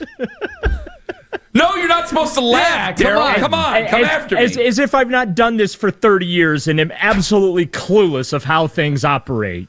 Oh, tough talking Daryl here. Now, what's the problem, Daryl? I mean, that's all right. I heard your little rant yesterday. I was amused. It was more towards tone than it was you, because Lima got me. I thought I caught a stray. That's all. I was just kidding with you, Daryl. All right, so Daryl. So yesterday, a couple days ago, boy, we got a lot of stuff to get ready for this season with. Boy, this is going to be the season of dreams. Bailey Zappi. It was announced a couple of days ago that the Browns were. It was reported that the Browns were on the verge of signing and were planning on signing Bailey Zappi, to which Daryl had written that we were just with Glenn Cook. How long were you guys with Glenn Cook before that? Probably about 10 minutes. 10 minutes with Glenn Cook. 10 good minutes with Glenn Cook. And Glenn mentioned none of it. And I was just making a joke. I said, what you want him to do? Just come right out and say it, Dangerous? I said something like that. And then I didn't know you got hot. And then Lima fought for you. And then it basically turned into a fight with me and Lima yesterday. So I didn't mean to take personal shots at your profession, Daryl. I didn't mean to do that. But I got to tell you, he's a GM. He ain't just going to come out. He's an assistant GM. He ain't going to just come out and say, hey, we're signing Bailey Zappi. You realize one of the questions was, are you adding a veteran to the practice squad? They can add lots of veterans to the practice squad. I know. But until he signs the line which is dotted, you can't come out and mention them. And again, these are things I'm very well aware of. I know. But that doesn't mean something can't slip out of your mouth when the mics are off. But then you can't report it if it's off the record. But, a little heads up would have been nice. Okay, but then because Lyman was saying that, I go, well, you can't report it if it's off the record. Either way, the hell with it. What are you going to do? Sorry, Daryl, I didn't want you to get hot and bothered about it. I didn't want to get you upset. I love you, Ken. Yeah, we break balls around here. It's the way it goes. It's an honor to be joined by men. All right, so if Bailey Zappi, I just said if Bailey Zappi starts before Shedeur Sanders, if you thought the day after Baker Mayfield losing in Denver was something else, this would be beyond. I would lose my voice. I would lose my temper. I may have an aneurysm live on the air. They can't do something like that, can they? Yeah, well, I was hypothesizing before Kevin Stefanski did tell us that Shedeur Sanders, in fact, will be the emergency number 3 quarterback on game days, which means he will dress. I was on with the midday guys before Stefanski said that, and I hypothesized that, Zappi, similar to the Joe Flacco situation a couple of years ago, right? People forget. When the Browns brought Joe Flacco in 2023, he was brought in on the practice squad, and I think his first 2 or 3 starts were actual practice squad elevations before they moved him to the active 53. So I hypothesized, what if they brought Zappi in as a little bit of an insurance policy? Maybe they, in their head, have a timeline in the front office and the coaching staff. Okay, here's when we're comfortable putting Dylan Gabriel on the field. Here's when we're comfortable putting Shedeur Sanders on the field this coming season. Now, as we know, Ken, things always go sideways with the Browns. The next time their well-drawn-out plan gets executed flawlessly without any extenuating circumstances thrown in the mix outside of their control will be the first. And so I hypothesized that maybe Zappi's your stopgap. Let's say something, I hate to go down this road, but it is reality, right? I mean, you're a play away. let's say something happens to Joe Flacco, right? Okay, well, Dylan Gabriel's got to go in during the game, depending on how that game goes, whatever. Zappe could step in and start the following week until you get to that timeline where you feel comfortable, where you actually want to start Dylan Gabriel. And believe me, the Browns want to start Dylan Gabriel at some point this season. And the same thing goes with Shedeur. And you're right. The internet will break. The phone lines at the station will break. Like, everyone will lose their mind if Bailey Zappe ends up starting before Shedeur. And I am convinced we're not going to see Shedeur until late December. It's going to be mop-up duty for that kid. They're going to put him in just for the sake of putting him in. And so I think that's ultimately why they brought back Bailey Zappe. Knows the system, was here last year, but also, two, it's an insurance policy against playing the rookies sooner than maybe the organization wants to. Daryl Ryder with us right now with his Cleveland Browns perspective. So, all right, we've gone through the quarterback stuff to death. What are you excited about? Joe, give me something you are pumped about going into the season. Everybody thinks the Browns are going to be bad. Yeah. What is the one thing you can say this team can hang their hat on? I think the defensive front has the potential to be beyond outstanding. I really do. And look, if the secondary can stay healthy, the defense as a whole will be something that they'll be able to hang their hat on. Will keep them in a lot of games, and then obviously it will be incumbent upon the offense to do just enough to win those games. But I do worry about depth in the secondary. I worry about health in the secondary. But the defensive front, they really appear to be locked and loaded, Anthony. And if they're able to play the way they looked in the preseason and the way they looked in training camp, they're going to be a lot of fun to watch, and fans are going to really enjoy it. Does that mean? It's about damn time. Does that mean we get synchronized dances again? Well, as we know, nobody celebrates incomplete passes thrown 20 yards over wide receiver's head better than the Cleveland Browns. It's a mentality, Daryl. He says that you're not going after him. I call him stiffs. You're coming after me. It's it is a mentality, Daryl. Call them stiffs. Jeez, Ken. Well, Those guys putting their bodies out on the line, they're going to celebrate. They're going to celebrate. Even if they're down 20 points, they're going to celebrate. What was it, the game against the Giants? They thought they had a pick six, and there was a flag, and they were all celebrating and dancing in the end zone like they just won the Super Bowl. And the play didn't even matter. I will never forget that image. Is that the Malik Neighbors game? When Denzel Ward was never on him? I just remember seeing the pictures on the wire service. Probably. Okay. Yes, you were. I was. Is that at home? It's the second. It was at home, yeah. Oh, I was definitely hammered. Yeah, Denzel Ward. Why would you have him cover, their best player? It was a week after they beat the Jaguars, and everybody thought they were back. Best team. Well, if they beat the Bengals in week 1, everyone's going to think they're back. So hell yeah, you're going to hear Super Bowl Super Browns the entire first segment. Oh, you better bet your ass. They beat Joe Burrow again. And then it's if they don't need any more motivation to go into Baltimore to win. The Ravens are going to do the rub Cleveland's nose in the fact they have 2 Super Bowls and all these Hall of Famers, and the Browns are Browns. No, Daryl, I love the Flacco's playing in that game. Say what you want about Flacco. I love it. Absolutely. And hey, what if the Browns start 2-0? I'm just saying. Weird stuff happens in sports. Teams that get counted out, like the Browns are counted out this year. If the Browns start 2-0, never rule anything out. I may do this show. I'm not going to guarantee it. Are you going to go jump in Lake Erie like Hugh Jackson? No, I may do this show shirtless with a bow tie on like Chris Farley in the Chippendales. Yes. I was going to tell him to dress like Barrel Man. Actually, you know what? That's what you should dress as. Forget fat guy in a little coat. Ken. For Halloween, you should do Chris Farley Chippendales from Saturday Night Live.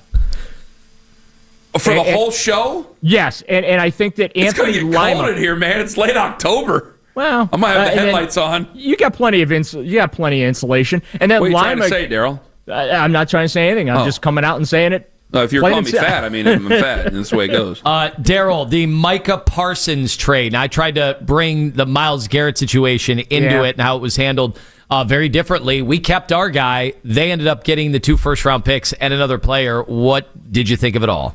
Jerry Jones is one stubborn man, that's for sure. That's my number one takeaway. Secondly, I can't believe that they traded him to an in-conference rival that's a Super Bowl contender. That was shocking part number 2. And 3 was the trade package. Okay, I get it. You get 2 ones, but those ones are going to be in the late 20s, early 30s. So they're almost like second-round picks. And then, okay, so you get a Pro Bowl defensive tackle. But my reaction was, that was it? So that's all you got? So you wouldn't make the trade for Myles Garrett then? The same? I would. I'm greedy, Ken. I would have wanted 3 ones for Myles. I would have wanted 3 ones. Man, we're kind of all over the map about this because Daryl Lima agreed with me. Adidi did not. Adidi thought you could get 2 ones for Myles, and she said she'd talked to people who said that they could have got 2 ones for Myles back in the day. Absolutely. Not back in the day, but several months ago. See, I wasn't so sure because I'm going, man, 2 ones for Micah Parsons. He's 26. Yeah. Myles going to be 30 in December this year, and I got to pay him.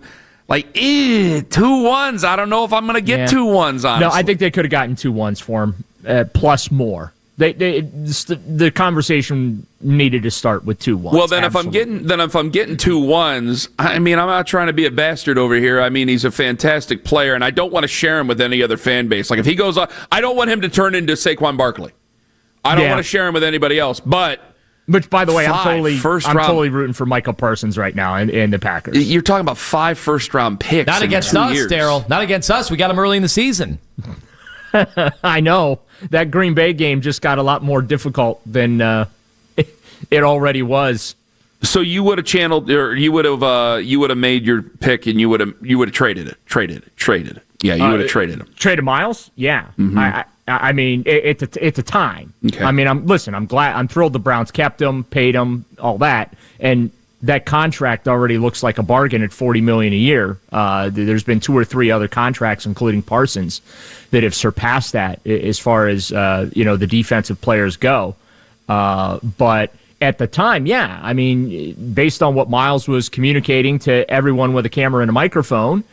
Based on the current state of the Browns and their roster building process, they're not contenders. They're not contenders today.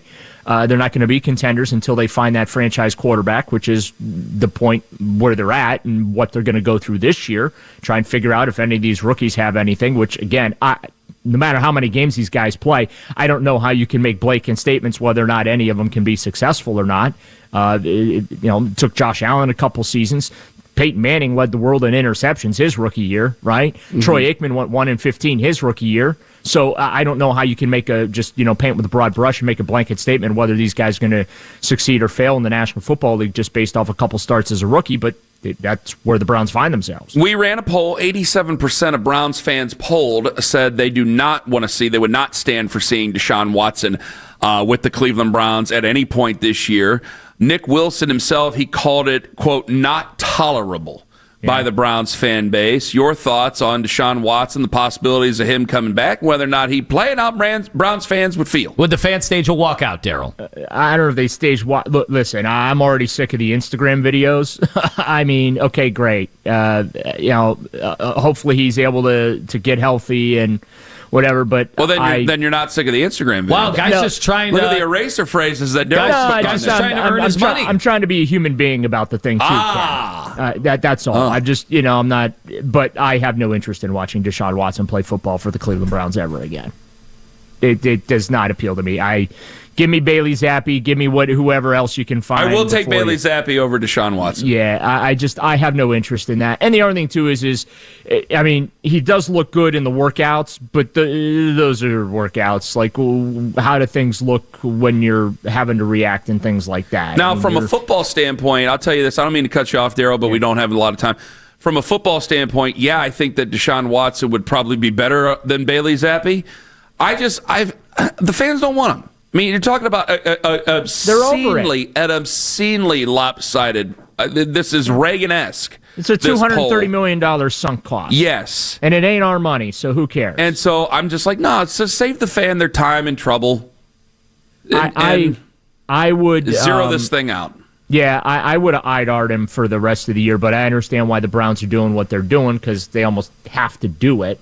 Because of the collective bargaining agreement or whatever, but my worst fear is we're going to see this guy at some point this year, not because we want to see him or the organization wants to put him on the field, but out of necessity. That's my worst fear is we're going to have to watch the offensive Deshaun line, Watson though, as long as the offensive line is healthy. I like Luke Whippler if he has to play, but the offensive line's good. You got 2 tackles with their injury history. They're good players. They're good to great players when they're healthy. I'm only going on this year. The problem is they're not healthy. I'm only going on right now, though. That's all. I know, but you have to plan for all eventualities.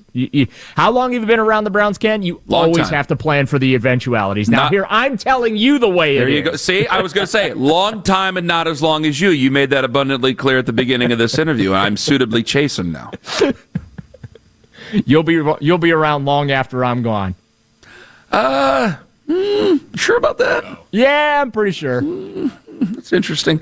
All right, Daryl, we thank you very much for the time. All the very best. Have a good weekend. Enjoy the air show. See you in hell, Daryl. Daryl Ryder, brought to you by Scheibman Jewelers, Cleveland's premier jewelry store. All right, Nathan Zagura going to join us at 9. We got coming in hot at 9:45. Also coming up in studio, Allison Howard going to join us, Cleveland WNBA franchise president.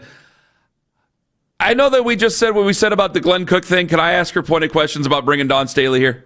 Oh, for sure. Okay. Can I ask her pointed questions about bringing Caitlin Clark here? That could be tampering.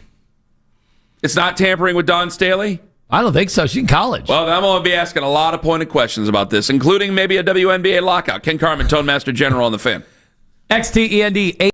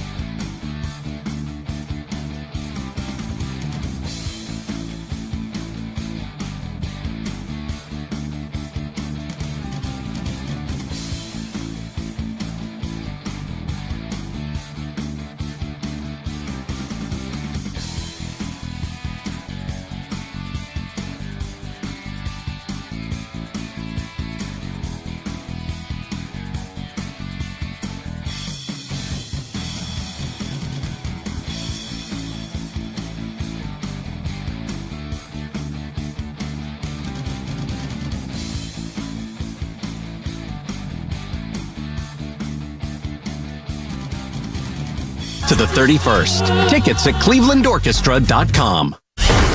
Miss one day and you miss a lot. We are the radio home of the Cleveland Browns. Here we go, Brownies! Here we go! 92.3 The Fan.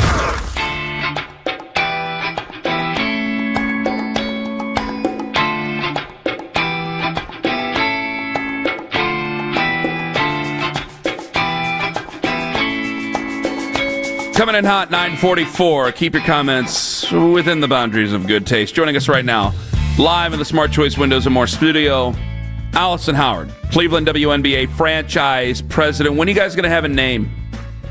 Let's just dive right into it. Well, I don't want to just call you the WNBA franchise. I want to call you the Cleveland so-and-sos.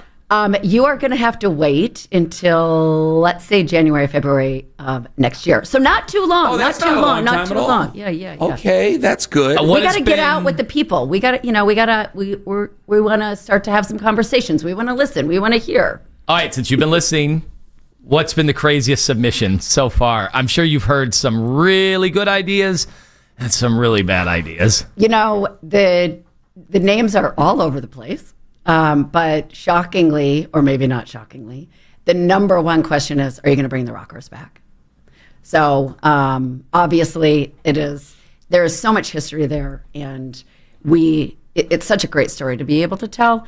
I can't guarantee that's what it's going to be, but I will say this: if we don't go with it, there will definitely be a great amount of influence that team has on this current team. So lots of fun throwback times, things like that are always going to be in the works. All right, so you get this position. What is the first order of business for you? It had to be a whirlwind. I mean, you're moving here. West Sider, by the way. She is a West Sider, Kenny. I don't know how you feel about that. I don't have a problem with people on the West Side. Well, I lived on the West Side. She learned very early on there is a divide in this city. I lived in North Ridgeville. Yeah. Well, one's easier to navigate than the other. It's more of a grid on the west side because that was all farmland.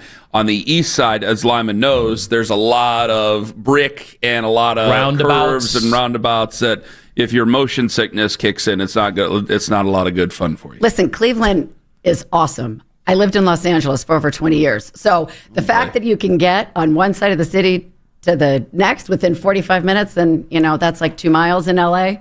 I'll take this every day of the week. That's nice. But yeah, what was first order of business? What do you need to make sure that if this organization not only is going to be, we get it's a business and we're going to get into the business of that, but also successful in the best organization because you got competition, you've got other teams coming in, Detroit, Philadelphia. Yep. What was it that you had to tend to immediately? Well, we are not going to be bouncing the basketball for another almost 3 years, right? So some people would say, what the heck are you working on this far out? But there is a lot, right? And because we had 3,000 initial payments down within the first 30 hours of the team being announced, right? And we did zero marketing. That was just being out there. 3,000? Responding to the fans. Yep, that's more than doubled now. We're past 6,500 as of today. I think that we'll be at 20,000 by next summer. I don't think that's far off at all. I definitely think there's going to be a wait list. All good things. But the big thing is, let's get out. Let's get out into the neighborhoods. Let's get out into the community, because what we do know from those 6,500 initial payment holders is this is a different demographic. These are not our Cavs season ticket holders. They're not our Monsters season ticket holders. They're not our Charge season ticket holders. A lot of them haven't even been to Rocket Arena for one of our concerts or other events, right? And so this is a real opportunity for us to go out and even just educate them on how Rock Entertainment Group, RAG, that owns all of those teams in Rocket Arena, how we operate. Who is Dan Gilbert? What does it mean when we say we're more than profit type of a company, right? So it is a lot of talking. Cleveland's going to get to see a lot of me, going to get to hear a lot of me, but it's a lot of talking, and probably more important than talking, listening. So what are the type of people that have been most east? Over 6,500, but they're not necessarily Cavs fans, or so what are we talking about here? Well, you're still the demographics are actually not all that far off from our Cavs season ticket holders. It's a little less than, or a little bit more than 50% for women, but and a lot of families and a lot of people with kids. Okay. So the demographic, when you first look at it, it looks like our season ticket holders for the Cavs, but they have not engaged with us before. They're coming from all over the city, actually all over the state. A huge influence from cities like Pittsburgh, from Buffalo, Columbus, Toledo. People are really going to be willing to drive a while, right? Because women's sports is still growing. It's becoming so much more accessible, but it's still not in every city. You know, obviously, we're talking to Allison Howard, who has moved here. She was in Los Angeles for a long period of time and now gets the gig. You're the head honcho for the WNBA team that is still nameless. We don't have the colors yet or any of that, but you got a lot of stuff going on. So what is it about the WNBA? We talk about women's sports all the time and the explosion over the last 20 years in this country, but the WNBA is so fascinating because a lot of people will talk about Caitlin Clark, and that got a lot of eyeballs. But the question is, okay, are those people staying? Are those people going to stay, and do they like the product? What are you finding in your research about the growth of this sport? Because, you know, what, $250 million? You had, 3 billionaires put down that kind of money. Obviously, they think this is heading in a positive direction. Yeah, and they're right? So I think that there's a couple of big takeaways. Obviously, we all hate injuries in every sport. And this year, the W really has been plagued. Caitlin Clark has played, I think, in less than 2/3 of the games, right? Viewership has skyrocketed for it's increased for the Fever, but it's skyrocketed for all these other teams. The Valkyries, expansion team this year. Usually expansion teams are bottom. They're battling for a playoff spot. Like their coach might get coach of the year. She's up for that. Like, it's just been really explosive all the way around. And they're changing the game. And that's what we hope to do. Change the game. Allison Howard joining us in studio in the Smart Choice Windows and More studios. Cleveland WNBA franchise president. What mistakes do you think were made in the first iteration of the Rockers that you guys are trying to avoid in this one? Because I want this to be around for a good long time. I really want this to be successful. Yeah. I think the intentions were right with how the W was set up. But I don't think we may have had owners that were totally bought into understanding you needed to have a real dedicated staff, right? And that's where we have such an advantage. We have 534 full-time team members that work for us. So at this state, we're going to hire 10 full-time team members just to work on the W team by the end of this year, right? But I have shared services to help me in every other vertical that I can depend on. That was not around at all over 20 years ago. And so the teams are just getting a lot smarter. We all see from the success of the Fever, from the success of the Valkyries, the Toronto Tempo is going to start next year. Like, they've already set up themselves to be really successful. So I think everybody is reading the same playbook, and also we're sharing it. So there's so much scrutiny right now, especially online, which is a total cesspool, talking about, these leagues, trying to compare them. And, the women have talked about wanting to get paid more. I mean, Caitlin Clark's getting paid. Her salary is like $75,000. And obviously that's insane. Obviously, this isn't the NBA either. You did get a new TV deal. So what is the stance right now without having any players or coaches, or you're assembling some front office members without having to worry about what they're going to say to you? What is your assessment of the desires of the players right now, and financially how viable this is all going to be, as we could be heading for a work stoppage? Yeah, I mean, it's a hot topic, as you guys know. So with us coming on in 2028, we don't have a vote in it, but it's obviously something that we're looking at super, super closely. Even yesterday, we met with some architects to talk about how we're going to redesign Rocket Arena and our training facility out in Independence starting in 27 to prep for 28.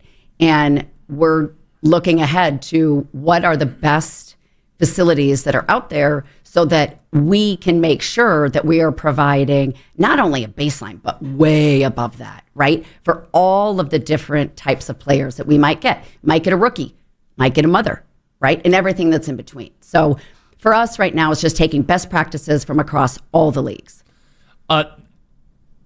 when somebody says, hey, the WNBA has been a loser, it's been a loser financially, what would you tell those people? Because I have to fight with these people on a daily basis. Lyman has a great counterpoint. I tell them about the new TV money, and I say, how many professional teams and their owners say, yeah, we actually lost money last year.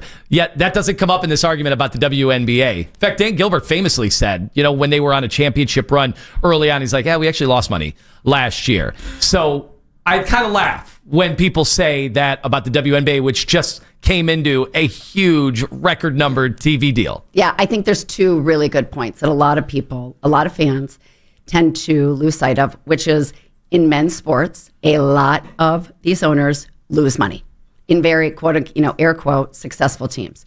So that is a bit of sports. Number two, no league ever has seen the hockey stick approach of what has happened in the WNBA that the W has seen in the past 2 years. Usually it's more of a steady climb. For men's sports, there has never been anything like this before of what the W has shown in the past 2 years. Big splashes, any possibility. Can we get Don Staley or Caitlin Clark here?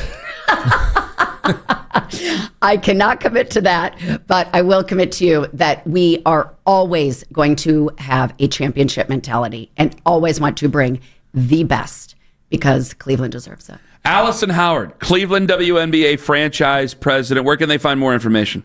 Oh, go to WNBAcleveland.com. That is where you can get more initial payments. You can come and see me as well as the WNBA Commissioner Kathy Engelbert if you are an IP holder on the 16th of September at Rocket Arena. We're hosting a real special event with some great surprises that'll be there. So get your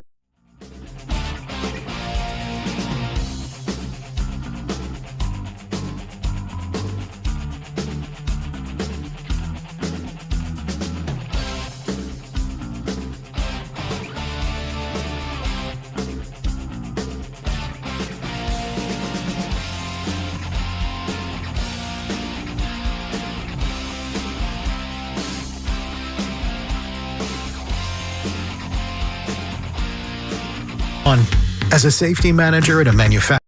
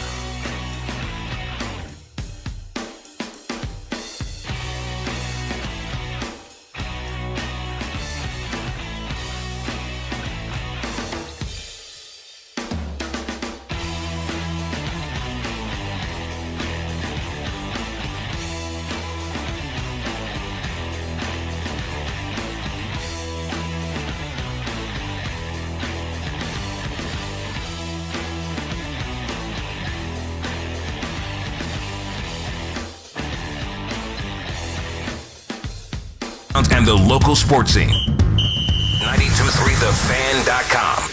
When you want the latest on the Browns, we're the station you turn to first. 92.3 The Fan is Cleveland's home for breaking sports news. Your teams, your station.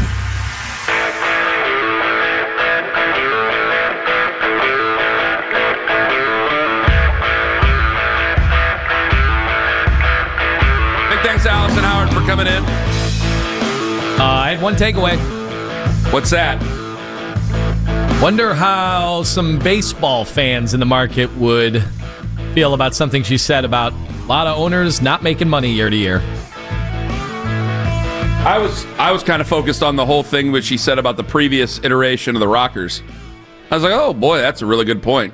Well, I was also focused on the people saying that they're keeping Don Staley at USC and I can't get her. I'm like, I'm going to do my damnedest to bring her up here. But who knows? Who knows if she even wants to coach women at the next level? Maybe she wants to coach men at their report. Give her an ownership stake.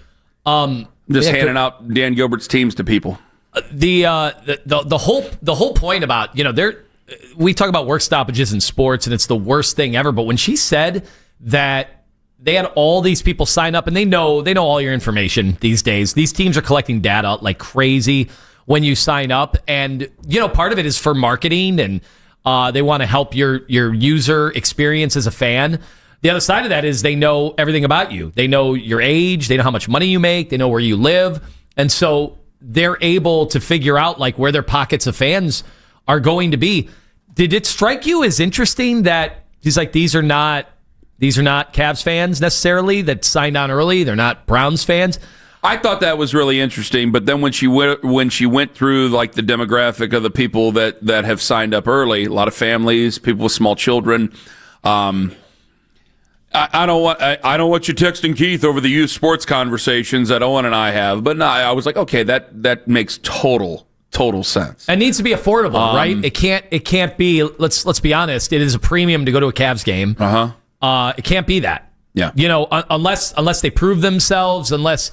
It becomes something that, takes hold of the city. All right, then it's, that's capitalism. But it needs to be something that families will want to spend money on. Yeah. And so I look forward to it. Again, I want it to be successful. I want it to work and work for years. And I think it could be another big thing that we could possibly have. I think it's really cool to add a fourth team at the highest ranks. I know that Monsters fans might get upset. Okay, it's nice to add a fifth team, but they are an AHL team. I think it's nice to add a fifth team or a fourth team, no matter how you say it, to the highest of the highest professional ranks there. I think it's really, really cool.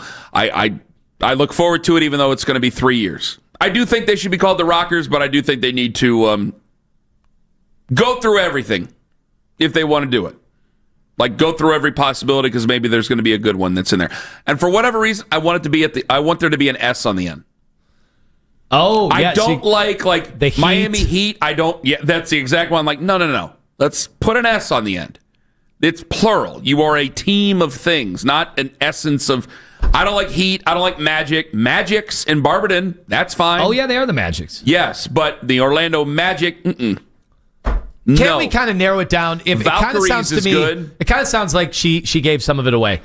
It's not going to be the Rockers, but it's going to be something like the Rockers. I don't think she gave it away at all. You don't think so? That wasn't your read? Oh, what'd you think? It sounded like she did not want to be committal towards Rockers at all right now. I don't know that means that. But it's not going to be a departure. Towards the old name. It's not going to be a departure from it. If you think you heard what she said, I mean, that was kind of like she didn't like how clearly they don't like how the Guns ran it the first time.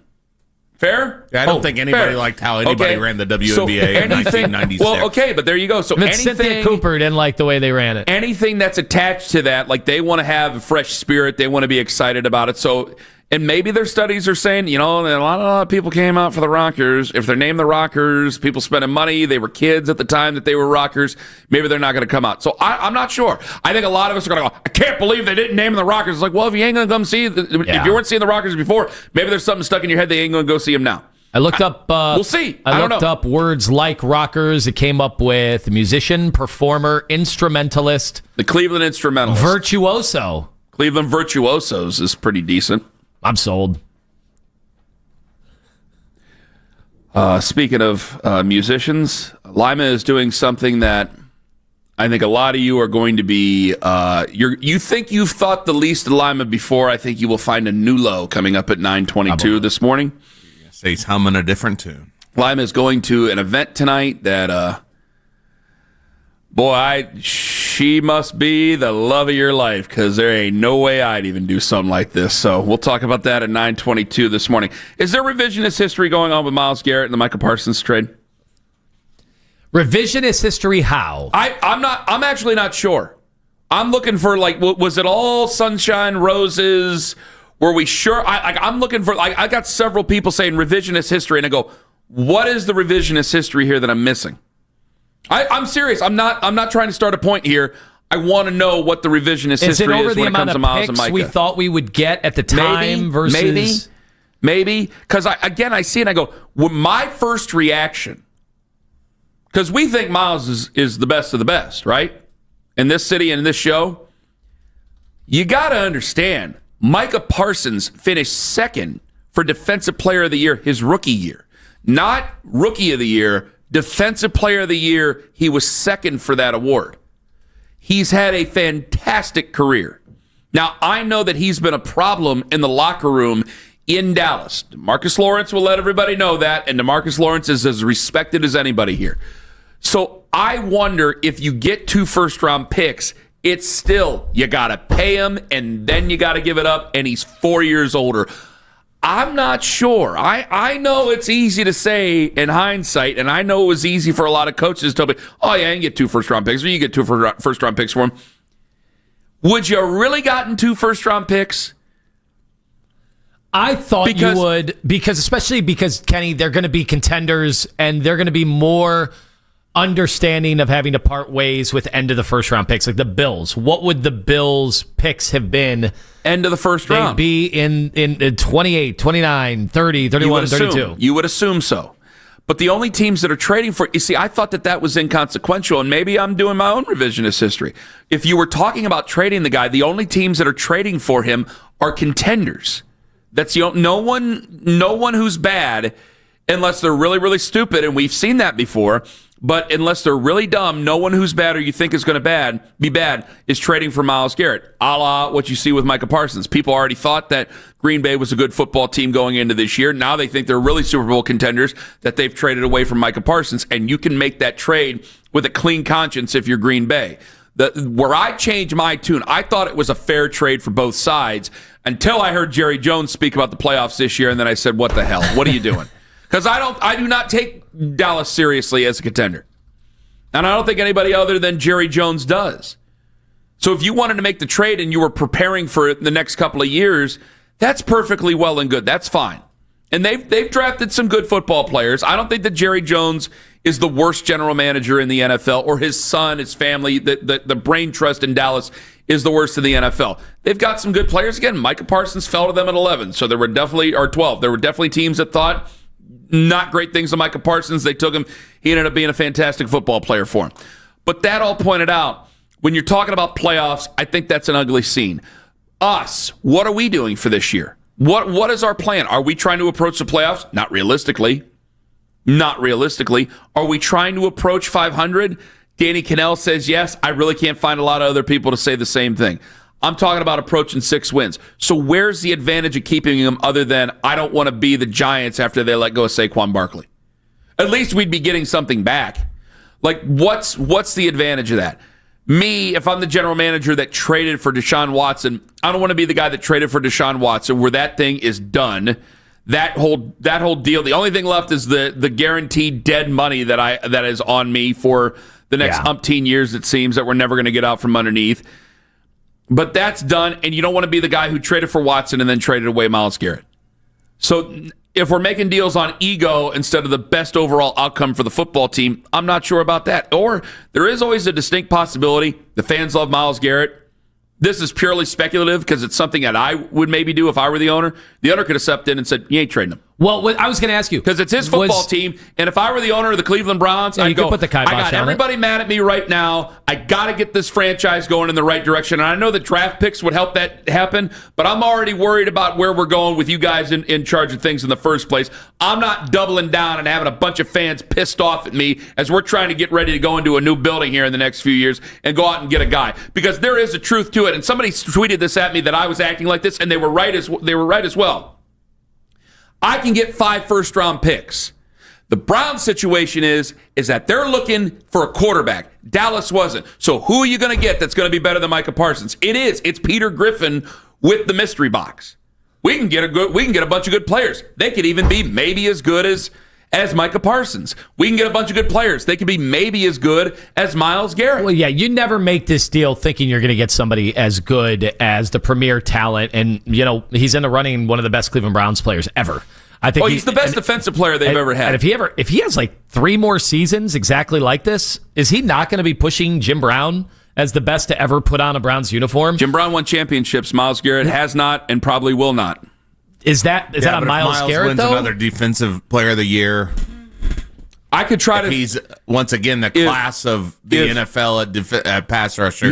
We can make all the arguments we want to about overall natural talent, but I will look at it and go, okay, who helped? I mean, that was a running back that took him to championships. I know the game was different then. Championships that most people around the country don't even recognize as championships. Well, because they're not Super Bowls. Because they're not Super Bowls. Well, that brought the show to a halt. Oh, God. Those are recognized NFL champions. But Kenny is a historian, I didn't say that the NFL doesn't recognize them. I said most people around the country. I would tell those people to cram it with walnuts. That's what I would tell most of those people. That's a different conversation. Because trying not to scream. People in Cleveland. For the end of a segment. People in Cleveland all recognize them as championships, right?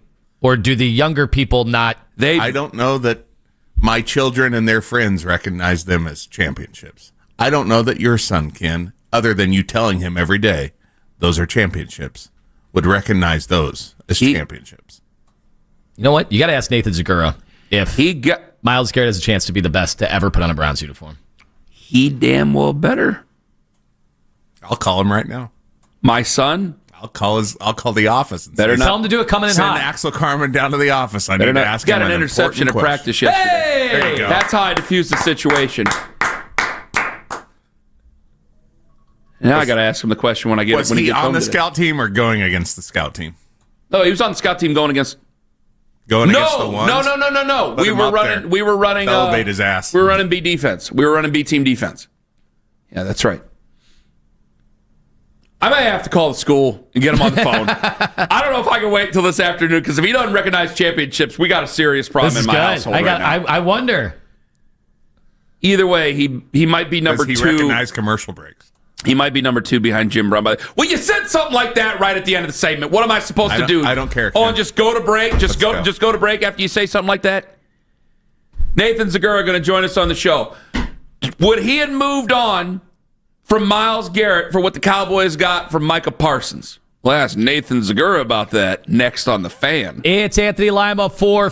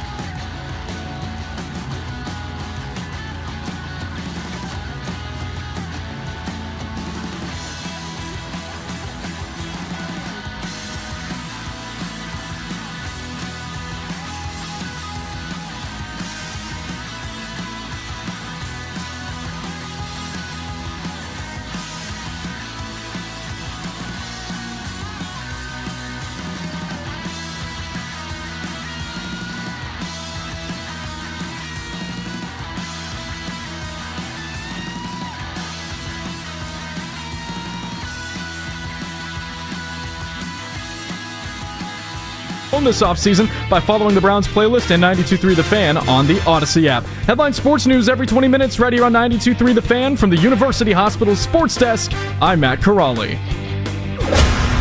Talk sports deep into the Cleveland night. Overtime with Jake Volnick. Weeknights at 7. Sports Radio 92.3 The Fan.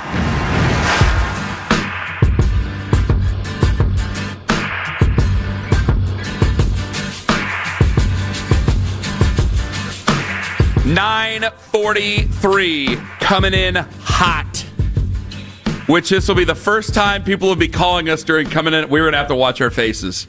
This is going to be the first time people are calling us during coming in hot while we're on YouTube Live. We'll do the old Conan O'Brien staring contest. Like the time there was a draft pick and they like to show highlights of our reactions to certain draft picks, and there was one draft pick we all just stared straight because we're going, we don't know about that one, but that's a story for another day. Nathan Zagura joins us right now. He's on the fan hotline. Hello, Nathan. What's going on, fellas? How are you? Doing well. Ask him, Kenny. What? Ask him about Miles. I got to ask him? All right, hold on.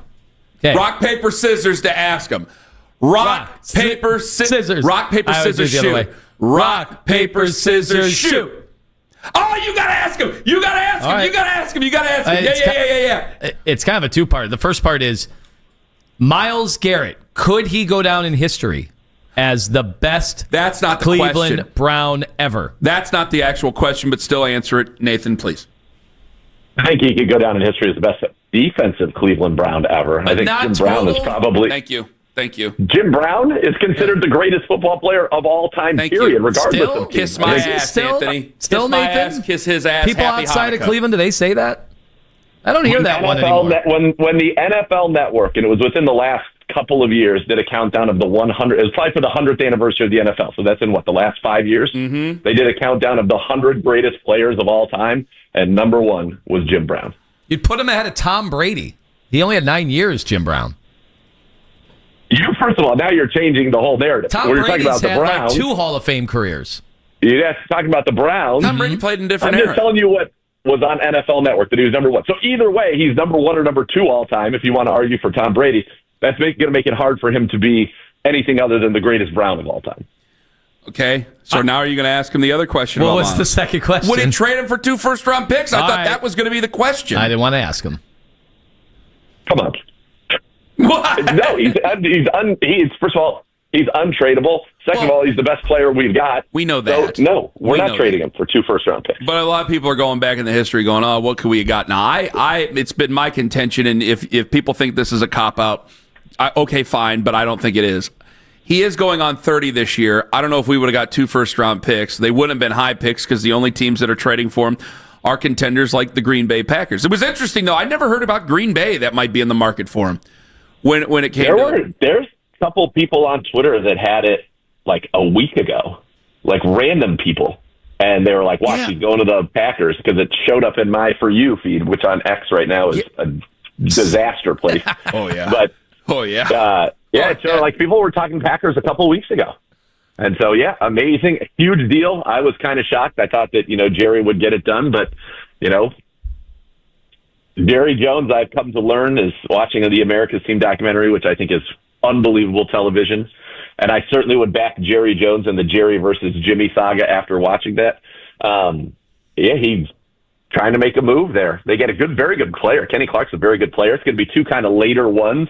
So it'll be interesting to see kind of like ultimately how this one plays out. But they are thinking we just turned our biggest asset into 3 players, and one of whom was a proven commodity. I think Kenny Clark's at least a 3-time Pro Bowler. So an interesting deal for sure. The Pack's going for it. I'll tell you what, the AFC North is loaded, certainly at the top of it. The NFC North, I think, is loaded as well. That is a darn talented conference right there because you've got the Detroit Lions, who have been, one of the best teams in that conference for the last couple of years. The Vikings are coming off of a very good season, and they believe in J.J. McCarthy. You've got the Bears, who are loaded up on offense with Ben Johnson now at the helm of it. And then the Pack, they got Jordan Love. They've got this defense, adding Micah Parsons to the mix. That is a tough division, top to bottom. Oh, guess what? We get to play him this year. I was going to ask. Yeah, that's going to be a very interesting meeting there. Which, by the way, Nathan, I totally agree with you. The algorithm is broken because my For You has nothing but National Guard stuff and no Sarah J on it, and I don't understand it. They don't know you. It should be completely the other way, but that's more for coming in hot at 9:43. Nathan Zagura joining us on the Fan Hotline. So with this, that might be my favorite moment ever being on this show. What you just said. Thank you. There's been a lot of good moments, too. There's been a lot of really good moments. There's been a lot of good moments. Nathan, we had about 5 years of them when Baker Mayfield was here. we sure as hell did. I said that I'm taking the over on it. I was called a homer because I like the offensive line. As of now, I know there's an injury history with your tackles, as Daryl wanted to argue with me about earlier, but I respected his opinion on that. I like the offensive line. I really like the front four. I'm hopeful for Carson Schlesinger, but because of just history, my personal fandom history, I'm not doing a cannonball over him yet. I'm like, man, if we can line up and we can run the football and stop these stupid turnovers, we're going to be in a lot of these games with 2 minutes left to go. I just don't know if we're going to be outgunned with 2 minutes left to go in some of these games. Yeah, I think this Cleveland Browns team is going to surprise a lot of people. What that ultimately looks like, I'm not sure, but certainly people I think that are saying, national pundits that are saying Browns are going to win 3 games if they're lucky. I couldn't disagree with that more. This defensive line, I think, has an opportunity to be the best defensive line in football, period, full stop. And if you can control that line of scrimmage, and then you mentioned you liked our offensive line, I like it as well if they can stay healthy. If you can control the line of scrimmage, you're going to be in a lot of games. I do think we really need to get Quinshon Judkins back in here to truly be the type of running offense that we want to be. But I think having Joe Flacco at quarterback allows for you to be a little bit more pass-centric. We saw him throw for nearly 330 yards a game last time he was with us. But I'm with you in the sense that we're going to be a tough out. It's not going to be like, we see the Browns on scope, that's going to be easy. You're going to have to come. We are going to be a physical team. We're going to be an aggressive team. And I think we are going to surprise people. I think we're going to win games that people don't think we have any business winning. And where that ultimately ends out with the record, I'm not sure. But I sure as heck know it's going to be a lot better than it was last year. Well, and this is why we were having the whole conversation this morning about Micah Parsons and Myles Garrett. Because before, I don't know with what Dallas is doing, I don't know if you can just circle number 11 and go, that guy can't beat us. That you have to scheme for, and that maybe you could open up everybody else. Well, we do have a guy in number 95 that they got to circle every single week and go, okay, what are we going to do with this guy? And now with Mason Graham, you're hoping, but again, it's early. What can he do with that? So that's why, I agree with you in so many ways. But I do think, and this is going to be an interesting thing here, because we talked to Adidi Kinkabala earlier this morning, and I think I've actually been getting the question wrong. I think a lot of us have been getting the question wrong. When Joe Flacco was announced as starter, it was immediately, how long's the leash on Joe? To the point he was asked the question. I don't know if it's the leash on Joe. It's like, okay, at what point do we hear talk about if Dylan Gabriel is ready to step into that starting role? Because, we're trying to balance two things at once here, Nathan. It's hard. We're trying to win now, but we're also trying to figure out what we have so we can get ready for the future. It's a tough needle to thread. It is, but I think that the priority one is winning now. So I think Joe Flacco, right?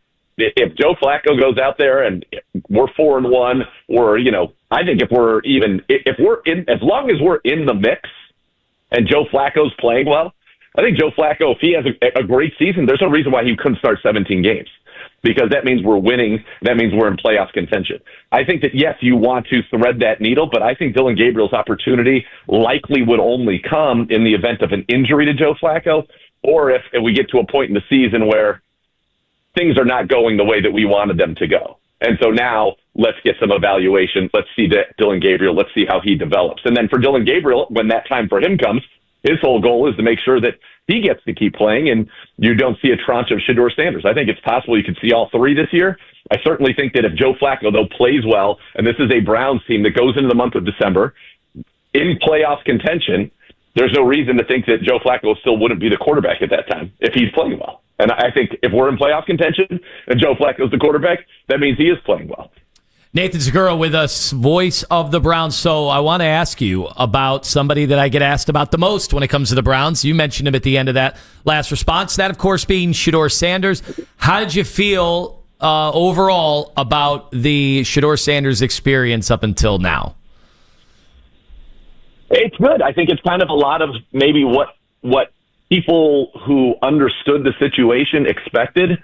And I think if you guys go back, obviously you guys know, a huge Shedeur fan, loved his tape. I was ready for us to take him in the first round. So I'm a total believer in his talent and his upside. Now, the things that I didn't know about or you guys didn't know about prior to the draft were some of the things in terms of his preparedness for the National Football League, things that he was not asked to do at Colorado that he's going to be asked to do in the NFL, and that he had actually a big period to play catch up to get to those points where he could operate an NFL offense efficiently and consistently. And I think what we saw in the preseason was, oh man, this is what it could look like in Carolina.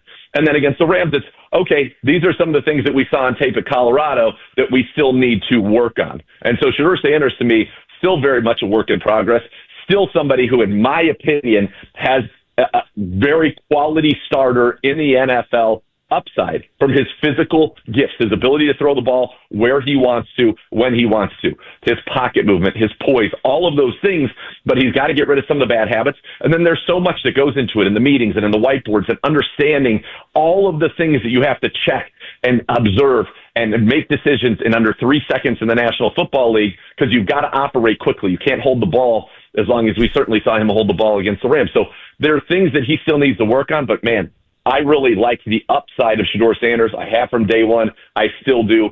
I think that when he can kind of get the other stuff on the level of his physical talent, that's when Shedeur Sanders has a chance to be a really good starting quarterback in this league. Boy, I totally agree with you. I think that, and it's been a hard thing to talk about because, I don't know if you've shared the same thing that we have online, Nathan, because he does have a strong fan base, and we've had 3 other guys with strong fan bases, and it's one day you're the hero of the city for what you say about Shedeur. The next day, depending on what you say, you're the biggest bastard who ever lived. Because I'm like, I like Shedeur. I like his upside. I do think, though, that I got to see it where I had to go back and say, hey, Dylan does seem to have a better grip on the offense right now.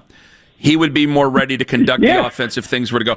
And I also think that while I think Shedeur Sanders' ceiling is higher, I stand by that.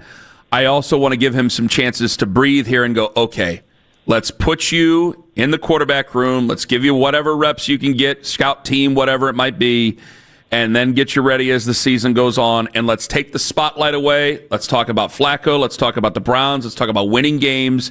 And if it becomes your time here later on in the season, it becomes your time. Because I'm ready to talk about actual chances to win against Cincinnati next week.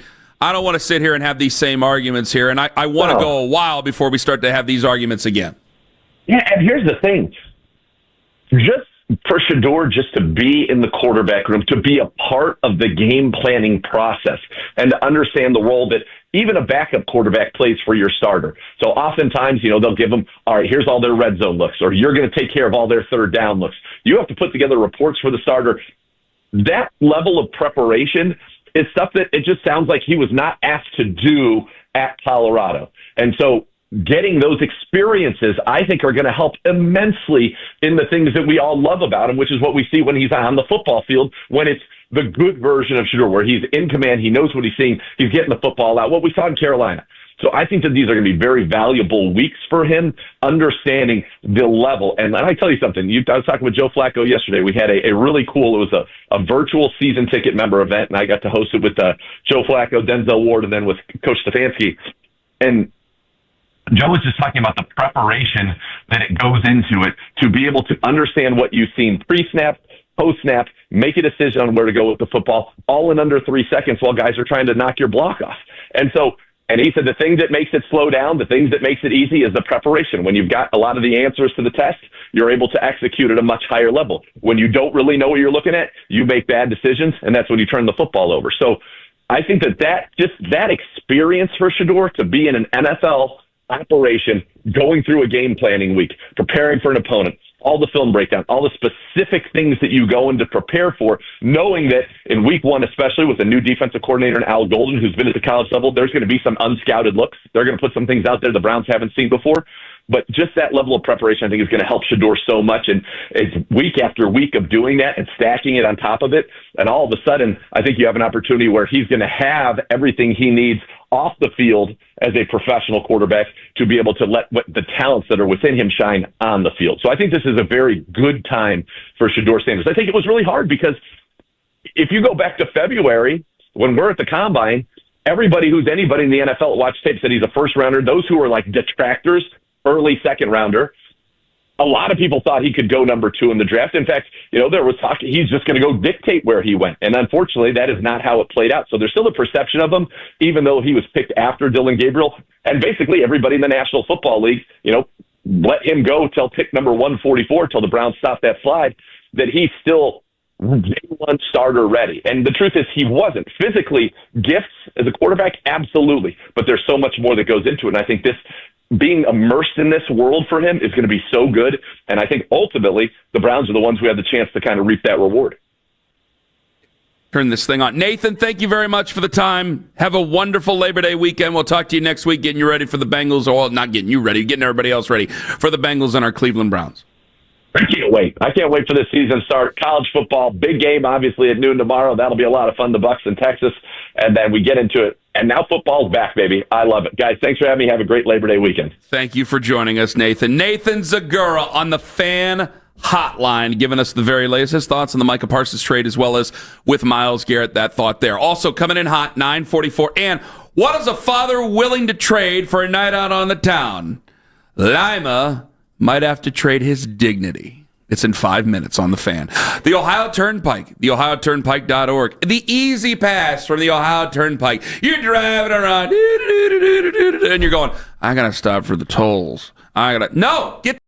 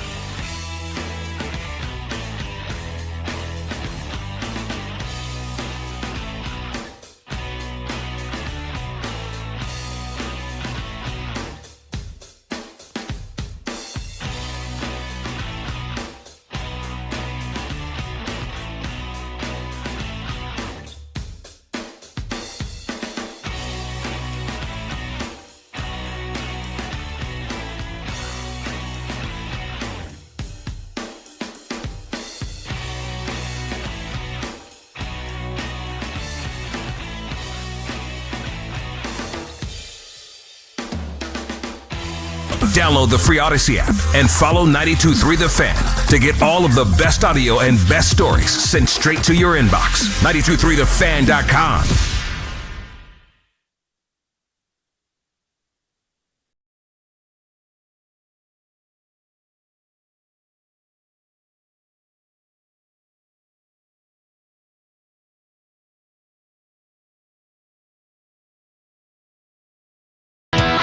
Lima's dignity is about to go out the window. I don't know how much dignity he had before, but it's definitely gone now.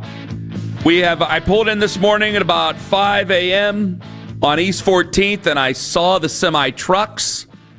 And I go, oh, there's a show. I go, oh, that's right. The show is at Rocket Arena. Tate McRae is in town.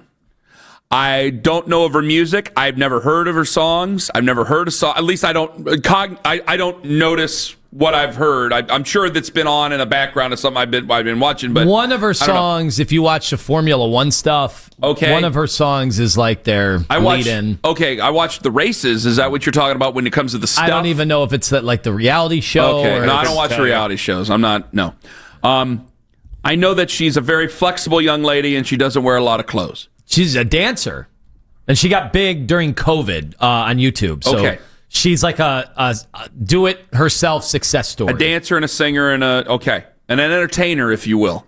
And you're going to Tate McRae tonight. Oh, yeah, I'll be in the pit. Is there a pit for Tate McRae? There is a pit. Let me tell you. Are you going to get socked in the face? I imagine this is somewhere by other around women's legs. So is this like a Gigi Allen type of a pit? It's or really weird. It's so we all saw the Taylor Swift concerts and the get-ups and the lines and the merchandise and everything.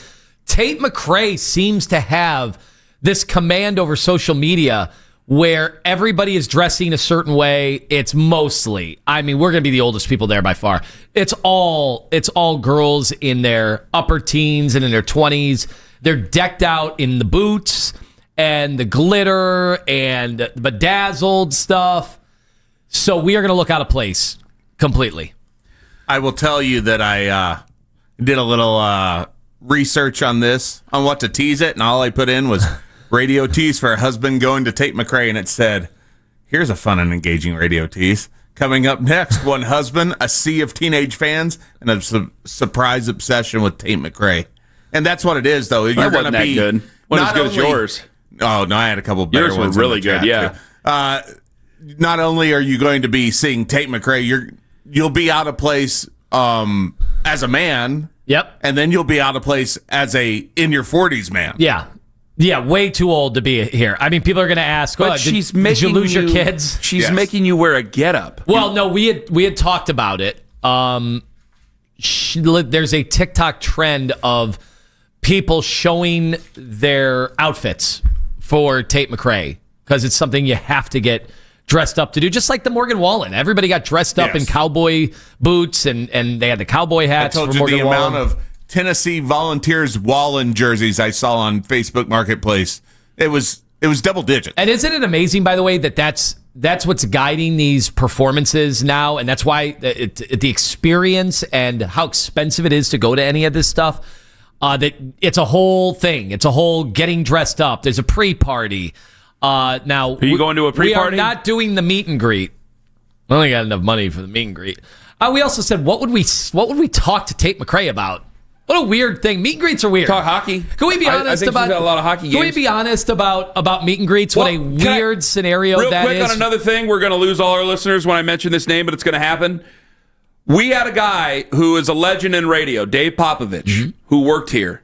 And when Taylor Swift came to town, before she was what she is now, this is like when she first started out as a country music singer. Like just small arena. Like Agora stuff like that.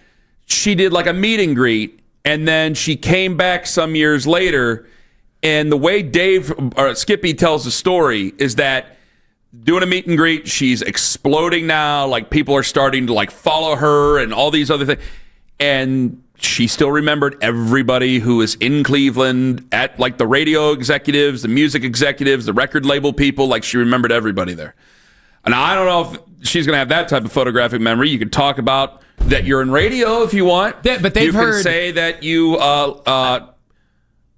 I don't know what else you talked to with Tate McRae about. I have no idea why I would say at a meet and greet with her. Yeah, what color underwear she's going to dance in? Not going to say that. Not going to ask that. No. That's all she does. It's weird coming from a guy like you. But the funny thing is, I think that's part of her appeal. Bunch of people like that watching. You're going to ask her if you could see her feet? What are you going to ask her? That's what I mean. I always wonder, like, people think I see the same thing with comedians. What her OnlyFans is? She doesn't need one. She's making so much money doing this. The meet and greets with Reddit work just asked you can talk to her about how her and your dad are the same age. You and your dad are the same age. I don't know much about her family. I was at a Bert Kreischer meet and greet. Okay. And I just heard 20 straight people say the same thing to him as if he's never heard it before, and he had to sit there and go, "Yeah, good. Oh yeah, he should," and shake their hand and whatever. You get a paycheck, he should. Oh yeah, that's it. People come up to me and they go, "Can I ask you about the quarterbacks? I know you hate hearing." I go, "I am absolutely all ears. Go right on ahead." I've never minded. I swear to God. So the 400th person that asks you, "Is Shedeur any good?"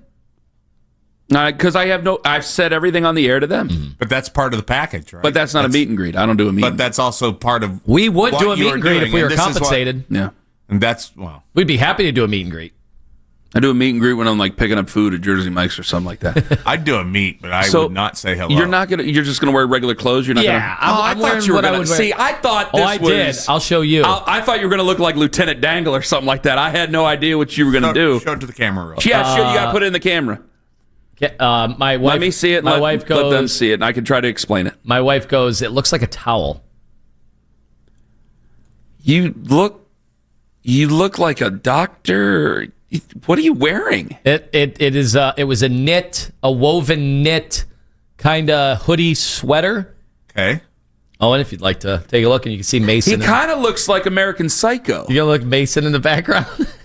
Because I brought him in the changing room. He looks disappointed in you. My wife was very disappointed. What's she? Is she still gonna wear a getup for this? She returned what she was gonna wear because it's gonna be too cold anyway. And then she realized I look ridiculous. You're indoors. I'm dressed like I'm in my teens or my 20s. Who cares? So she took it back. We're just gonna dress up like we're going to dinner because that's what we're doing beforehand. I don't think you can go to this and not do the full experience. I know. I told her now we're just gonna be more out of place. Like we would have been out of place dressed up for this because people would have said, "Oh, you're trying to stay." But now we're going and not dressing up. I think we look more ridiculous. You're going to look like you're somebody's parents. Yes. That was another TikTok trend. And then you're going to have to tell people that you have toddlers. I will tell you. This was a TikTok trend of people showing the young girls going to a concert and right behind them, the mothers. I will tell you that much different. With wine stains on their shirt. A much different crowd, but I told you guys last year, spur of the moment, I bought those Creed tickets, and we were out at a nice dinner when I decided this, so we were not dressed ready for a Creed concert. We definitely look like a couple of narcs. And that's what you're going to look like. They're undercovers. Right, I don't get the whole dressing up for. But I swear it's people do it's that. All the big concerts. Well, because I was talking about, I told you about this yesterday. So Liz, I don't like a lot of current country music. I'm on the record with that. And I've said it several times. But there are a couple songs by Luke Combs that are pretty good. Because Liz likes Luke Combs. And you mentioned this concert like last week, and I started looking it up. I go, I don't know what she'd do because she is not going to wear like a denim skirt and cowgirl boots or something like that. Is not going to happen with her ever. Like I would take her to a show. I haven't been to a concert in years. I would take her to a Luke Combs show, but she's not going to get in the whole thing. Like when Dustin goes to Morgan Wallen, Dustin is Morgan Wallen out. Like he is full on boots, Tacovas, I'm sure, the whole deal. Like they are as countrified as you're going to get. That is not going to happen with my wife. And I understand I own a cowboy hat. It's been a long time since I've worn that Stetson, and I don't even think it fits anymore. So I can't. Nobody knows me wearing that hat other than that senior picture I had. So I can't be wearing a cowboy hat or people are going to be going, Ken, what the hell are you doing? You're trying to hold on to something that you never even owned in the first place. Like, you got to be yourself. I'm glad you're going to wear regular clothes. I'm glad you're not giving away your dignity. You know, you're one step away from family portrait pajamas on Christmas morning. I know. It's sad. Don't get me wrong. Guys, I fully understand that. Keep your life, man. This has been a fall from grace that I've had to come to terms with. From my old life to this life, this is very different. Just pointing it out. I'm glad. Enjoy it. Enjoy tonight. Now, her friend texted that she might be willing to go? I actually texted our boss's wife. Here's what happened. My wife, I think my wife, as we were getting later in the day yesterday, she realized that her even going with me is weird. Like, she should go with another girl. And she had talked to our boss's wife before about Tate McRae, and she loves Tate McRae. And I just texted, would you want to go to this? Take my spot. It was so last minute. It was so last minute. I think she felt bad and she didn't want to take the ticket. Or why? I don't know. Maybe she has stuff going on. I don't know. Night at home with your kids. What time do your kids go to bed? 7:30? 7:30. Oh, my God. A night at home. Till Izzy has her delay tactics. Watching Friday night college football. There's no delay tactics in the Carmen household. Bed is bed. You need to take that up on yourself. 7:30 bedtime, home, drinks, watching college football by yourself. Oh, my God. Come on. Larry in Cleveland. Larry. You're next up on the Fan. Hello. I mean, your wife comes home hot in the pants after Tate McRae. Oh. Nice time. Sorry, Reckless speculation. It's going to be a hell of a Friday night for Tony. He's got to leave the bedroom. And I was wondering, what could that possibly be? Go ahead, Larry. Hello. A couple in heat. I just wanted to say he's not going to be the oldest one there because I'm 54 and I'm taking my 16-year-old daughter. Larry, we're getting drinks. We're going to high five. If you think he's that far away from 54, Larry, you're pretty wrong. Yeah, not that far behind. I want to catch you before too long. If it makes you feel better, Larry, I thought you sounded 75. He's in the rearview mirror for you, Larry. All right, Larry, I hope you get there safe, and I hope you find tone when you guys go to the Tate McRae concert. See? Okay, put it out there that you're going to be at the Tate McRae concert, and maybe some people are going to meet up with you and get drinks. We'll have our little pre-show meeting outside by the hard liquor. It's amazing. You and I, on this Friday night, we're both going to be around a bunch of high school kids. The way it was meant to be. I got a touchdown, and you got that. Hopefully it's the only touch we hear.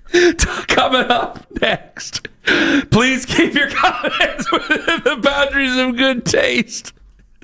Coming in hot, 216-474-0092.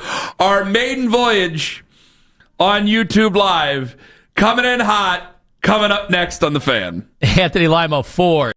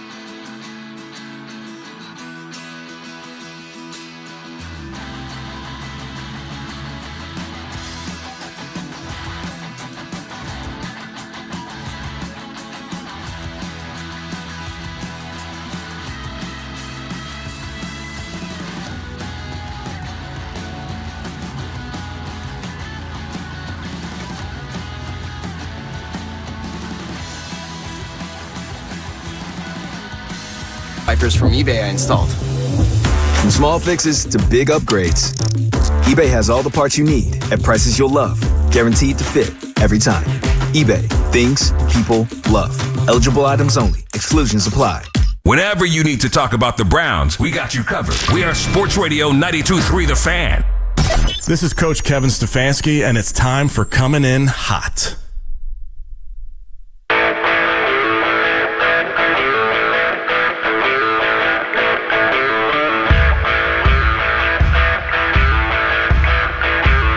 Please keep your comments within the boundaries of good taste.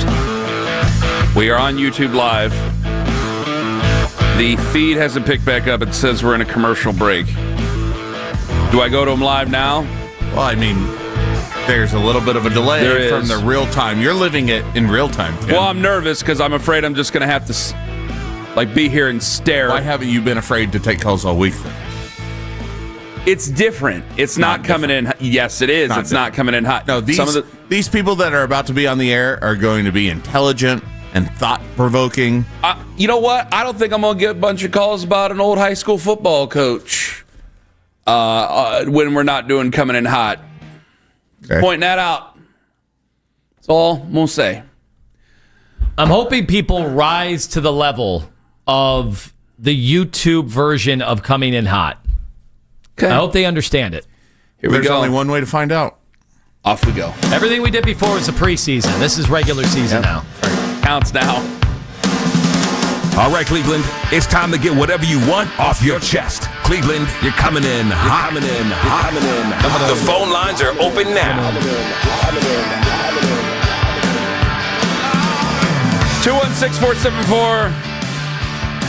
216-474-0092. Please keep your comments within the boundaries of good taste. My finger is on the dump button. Kenny, let's work on our faces. Stone face.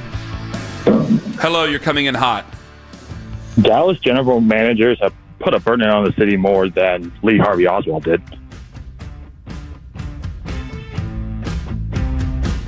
Hello, you're coming in hot. Kenny, Lima, it's me, Forrest, how are you boys today? Good. Kenny, you remind me of my best friend, Bubba. Bubba was a very good man, and Lima reminds me of my girl, Jenny. Lima, if I could find your daddy's house, I would bulldoze that too. I was going to ask. Route 306. What disease do I have? Syphilis. All right. We haven't done it so long. Haven't done it in a while. Wow. Volunteer testing for syphilis. What do you mean? Syphilis. Syphilis.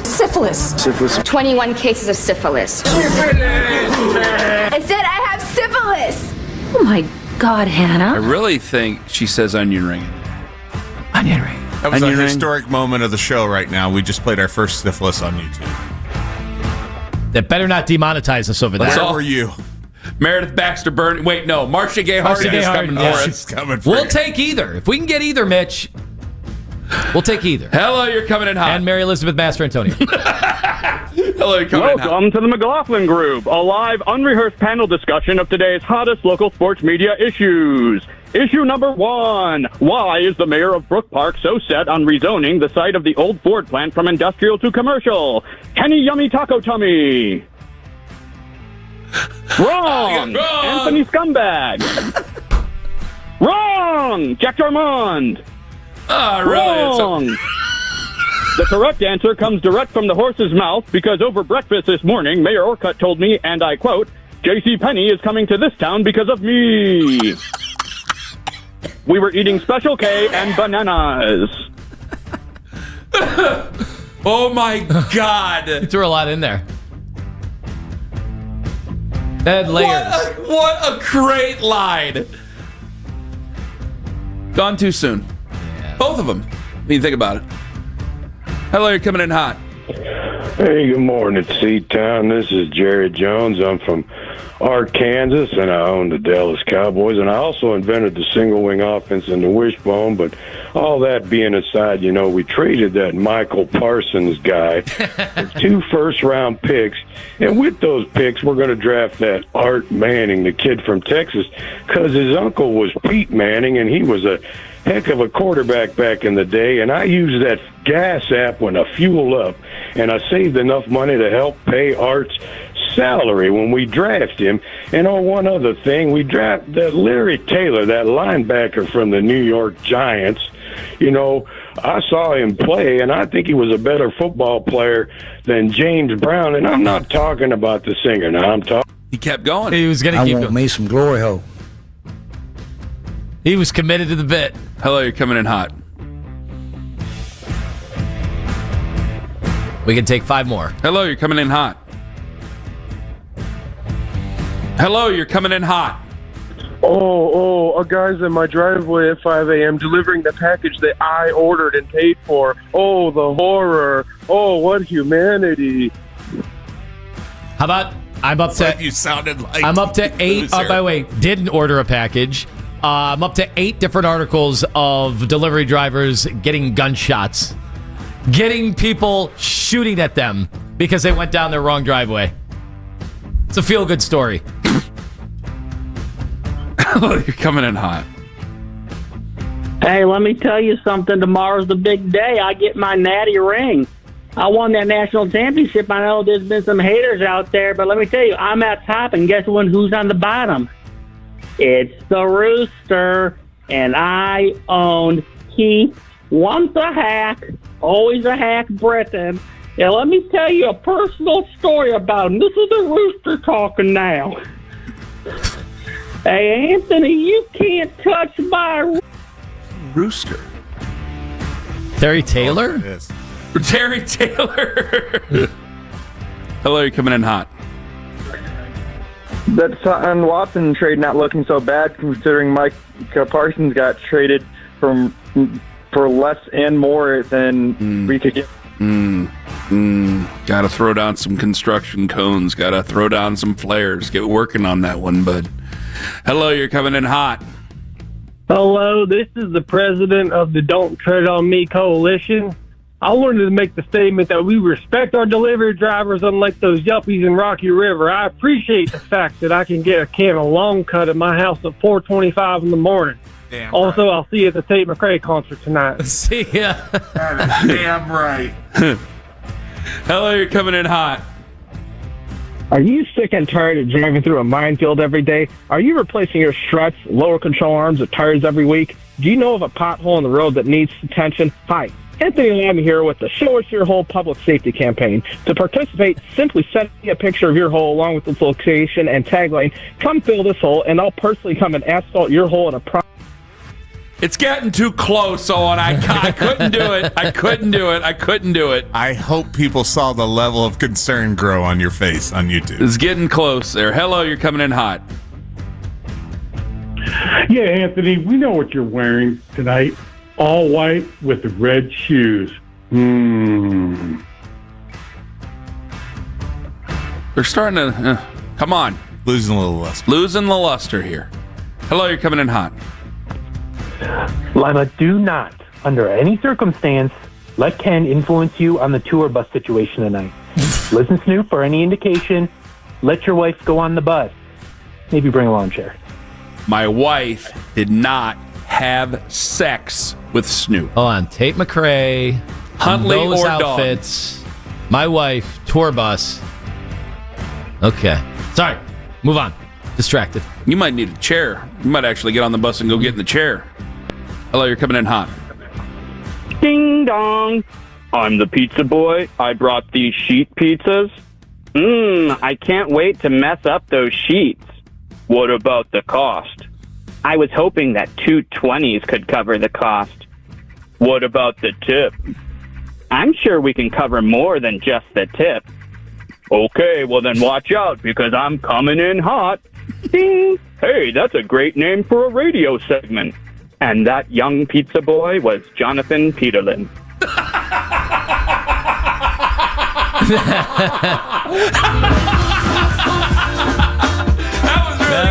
That was really good. Now, I needed that music longer, Owen, because you know I'm going to be with next week. You're with Randy Buffington? Randy freaking Buffington. In Buffalo. Yeah. But technically Amherst, I guess. Lena the plug. Amherst still working on their football field. We'll be over at that's the high school. Randy Buffington. We'll be at the Anchor Bar. In Meet Me in the B Gap. Isn't that Doug Labor-Reese's podcast? I think that it's a Substack. I don't think you weren't thinking about it. Thanks to everybody who joined us today. We had a star-studded cast. Allison Howard, thanks to her. Cleveland WNBA franchise president. Well, that sounded convincing, didn't it? It sounded sincere. Thanks to Allison for coming in. She was coming in hot. Make sure to check out the comments on the live YouTube stream during Coming In Hot. Oh, God. I think they take them down the minute the stream ends, so you got to get there now. Adidi, she was excellent. Listen, she gave her side. None of this pony cutting her off stuff. Talking about Dylan Gabriel and Kenny Pickett and Shedeur Sanders. We allow Todd women to talk on this show. We allow it. We don't allow each other to talk, but we allow the ladies. Big thanks to Daryl. Put me in my place. Big thanks to Nathan. For Adidi, Daryl, Allison, Nathan, Sarah J, Owen, Mitch, Jeff, even though he's not been here, Matt Corrali, he just got engaged. He's only 22 years old. He's made a wonderful decision for himself. For the slippery wizard, Anthony Lima, I'm Ken Carman. Have a wonderful Tall Boy Friday, my friends. Take care.